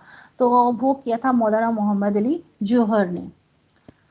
पाकिस्तान नेशनल मूवमेंट का आगाज जो है 1933 में इंग्लैंड से किसने किया? तो ये जो किया था, दुरुस्त आंसर इसका है चौधरी रहमत अली. नंबर 5 पे क्वेश्चन है गवर्नमेंट ऑफ इंडिया एक्ट 1935 का मरकजी हिस्सा जो था वो नाफिज हुआ, उसकी वजह जो नाफिज नहीं हो सका उसकी वजह क्या थी? नंबर 1 वजह ये थी कि रायल रियासतों की मतलूबा तादाद ने इंडिया यूनियन में शामिल होने से इनकार कर दिया था. नंबर 2 थी मरकज में डार की निज़ाम कांग्रेस और मुस्लिम लीग के लिए नाकाबिल कबूल था और वजह थी कि दूसरी आलमी जंग का आगाज ब्रिटिश इंडिया की हुकूमत से नाफिज करने पर आमादा नहीं थी. दुरुस्त जवाब है शाही रियासतों की मतलूबा तादाद ने इंडिया यूनियन में शामिल होने से इनकार कर दिया था. क्वेश्चन नंबर 6 था जी इंडियन नेशनल कांग्रेस के बानी कौन थे? तो इनके बानी थे A.O. ह्यूम. A.O. ह्यूम जो है एलियन ओकेटावेन ह्यूम जो है ये नाम था. पाकिस्तान के वक्त रकबे के लिहाज सबसे बड़ी शाही रियासत कौन सी है? सबसे बड़ी शाही रियासत कश्मीर है. सेंट्रल नेशनल मोहम्मदन एसोसिएशन की बुनियाद 1877 में रखी गई थी. किसने रखी थी? सैयद अमीर अली ने. ऑल इंडिया मुस्लिम लीग का आइन 1907 के मुताबिक एक कमेटी तैयार की गई जिसकी सरबराही की गई. किसने की सरबराही? जी इसकी सरबराही की मौलाना मोहम्मद अली जौहर ने. नंबर 10 पे है नेहरू रिपोर्ट 1928 में कायदे आज़म ने कौन सी तरामीम तजवीज़ की थी ताकि इसे हिंदुस्तानी मुसलमान के लिए काबिल कबूल बनाया जा सके? नंबर 1 था मरकजी मकनना में मुसलमानों को 1/3 नुमाइंदगी दी जाए. 10 साल के लिए पंजाब और बंगाल में मुसलमानों की नुमाइंदगी इनकी आबादी के मुताबिक होनी चाहिए. बकिया ताकत सूबों को दी जाए, ये या सब? तो दुरुस्त जवाब है मंदरजा वाला सब, यानी चारों ऑप्शन ठीक है. नंबर 11 पे है मौलाना मोहम्मद अली जौहर ने 1911 में अपने मशहूर अंग्रेजी अखबार कॉमेड की अशात शुरू की. कहाँ से शुरू की थी? कलकत्ता से शुरू की थी. नंबर 12 पे जो क्वेश्चन है पास पेपर का वो है लियाकत अली खान ने ऑल इंडिया मुस्लिम लीग में बतौर रुकन शमूलियत अख्तियार की. कब की? 1923 में की थी. नंबर 13 पे जो सवाल है वो है ऑल इंडिया मुस्लिम लीग के 21वें सालाना इजलास की क्या अहमियत थी? قائد اعظم نے 14 نکات پیش کیے تھے. علامہ اقبال نے الہ آباد کا خطاب دیا تھا. درست جواب ہے علامہ اقبال نے الہ آباد کا خطاب کیا تھا. سوال نمبر 14 ہے جی مندرجہ ذیل رہنماؤں میں سے کس نے قائد اعظم کی 1929 میں 14 نکات کی تیاری میں مدد کی تھی؟ تو اس کا صحیح آنسر ہے مولانا محمد علی جوہر نے. گاندھی ارون معاہدہ مارچ 1931 کے تحت کیا فیصلہ کیا گیا؟ جی فیصلہ کیا گیا ڈار کی نظام ختم کر دیا جائے گا. علیحدہ انتخابی نظام مسلمانوں کے لیے برقرار رکھا جائے گا. کانگریس منتخب اداروں میں نچلی ذات کے ہندوؤں کی نمائندگی کرے گی. کانگریس اپنی سول نافرمانی کی تحریک ختم کرے گی. درست جواب ہے جی کانگریس اپنی سول نافرمانی کی تحریک کو ختم کرے گی. 16 نمبر پہ سوال ہے گورنمنٹ آف انڈیا ایکٹ 1935 نے ملک کو تقسیم کیا کتنے صوبوں میں؟ جی 11 صوبوں میں تقسیم کیا تھا. 17واں سوال ہے جی 1937 کے صوبائی انتخابات میں آل انڈیا مسلم لیگ نے سب سے زیادہ نشستیں حاصل کیں کہاں سے؟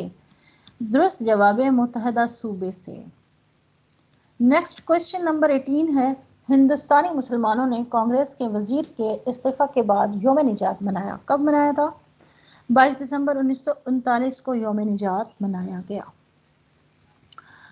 نمبر 19 پہ کوشچن ہے چودھری رحمت علی خان نے ناؤ اینڈ نیور کے نام سے ایک پمفلٹ جو ہے وہ شائع کیا. وہ کب کیا تھا؟ یہ بار بار سوال تقریباً ہر کوشچن پیپر میں جو ریپیٹ ہو رہا ہے اٹس میں یہ بہت امپورٹنٹ ہے. اس کا صحیح جواب ہے 1933. نمبر 20 پہ ہے ہندوستان کے سیکرٹری آف اسٹیٹ کی شناخت کریں جنہوں نے 1946 میں کابینہ مشن کی قیادت کی. سر اسٹیفورڈ کرپس، اے وی سکندر، لارڈ پیٹرک لارنس. تو اس کا صحیح جواب ہے lord Patrick Lawrence. Next question ہے جی محترمہ فاطمہ جناح نے آل انڈیا مسلم لیگ میں شمولیت اختیار کی. کب کی تھی؟ 1937 میں، 39 میں، 48 میں یا 40 میں؟ 1937 میں. میم جویریہ میری آواز کلیئر ہے نا؟ جی جی میم بالکل آڈیبل ہے. اچھا جی شکریہ. نمبر 23 پہ ہے لاہور مارچ جو 23 مارچ 1940 کو قرارداد منظور ہوئی صوبہ سندھ سے اس کی حمایت کی گئی. وہ کس نے کی تھی؟ تو وہ حمایت جو کی تھی وہ کی تھی عبدال ہارون نے. اس کا صحیح جواب ہے عبدال ہارون. نیکسٹ کوشچن ہے جی نمبر 23 پہ کانگریس نے برطانوی حکومت کے خلاف ہندوستان چھوڑو تحریک شروع کی. کب کی؟ یہ شروع کی تھی 1942 میں.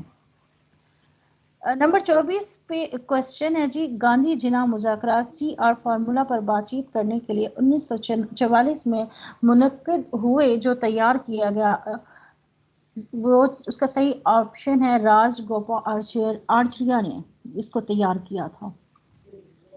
25 نمبر پہ سوال ہے 1945 میں شملہ کانفرنس کی صدارت کس نے کی تھی؟ لارڈ منٹو نے، لارڈ ویول نے، لارڈ آروین نے. تو اس کا صحیح آپشن ہے لارڈ واویل نے. نمبر 26 پہ سوال ہے جی سر آغا خان کے بعد آل انڈیا مسلم لیگ کے اگلے صدر کون تھے؟ ان کا نام کیا تھا؟ مولانا ظفر علی خان، وقار الملک، محمود آباد کے راجہ صاحب. تو اس کا صحیح جواب ہے محمود آباد کے راجہ صاحب. نمبر 27 پہ یہ تو مسنگ ہے، چلیں میں آپ کو بتا دیتی ہوں. نمبر 27 پہ جو ہے کوشچن مسنگ ہے.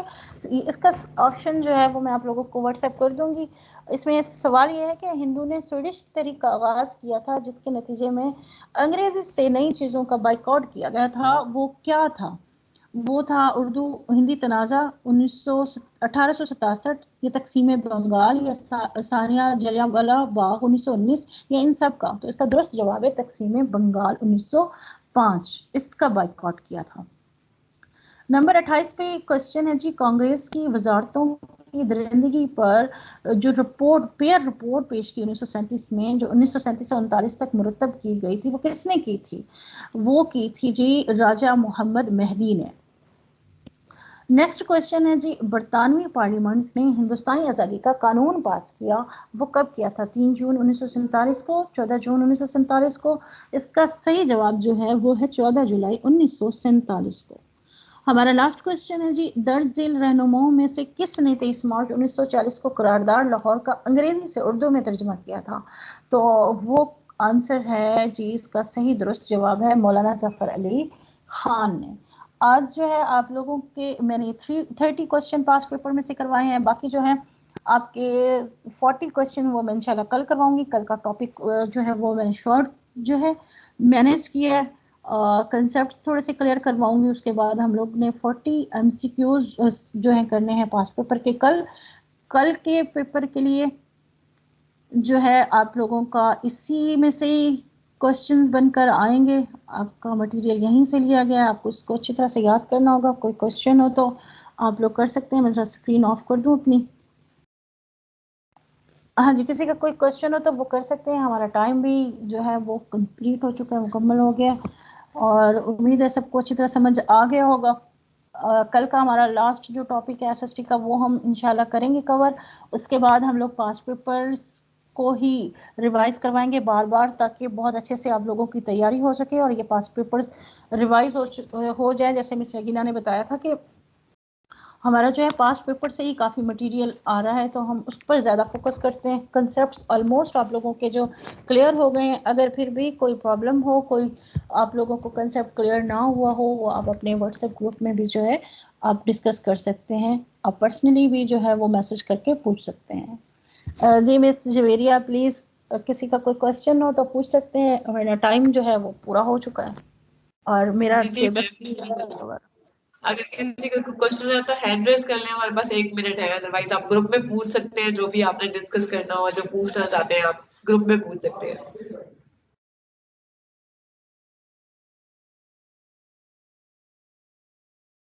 اور کل کا جو پیپر ہوگا وہ انشاءاللہ 50 مارکس کا ہوگا. اور کل ریڈی رہیے گا 5 بجے جو ہے انشاءاللہ ہم اسی میں سے جتنا پڑھایا گیا ہے کوشچن آنسر ہے اسی میں سے ہی آپ کا آئے گا. میم جویریہ, میرے خیال میں کوئی بھی کسی کا کوئی کوشچن نہیں ہے, تو اللہ حافظ کہتے ہیں. جی میم, اللہ حافظ. جی اللہ حافظ, thank you so much. Welcome.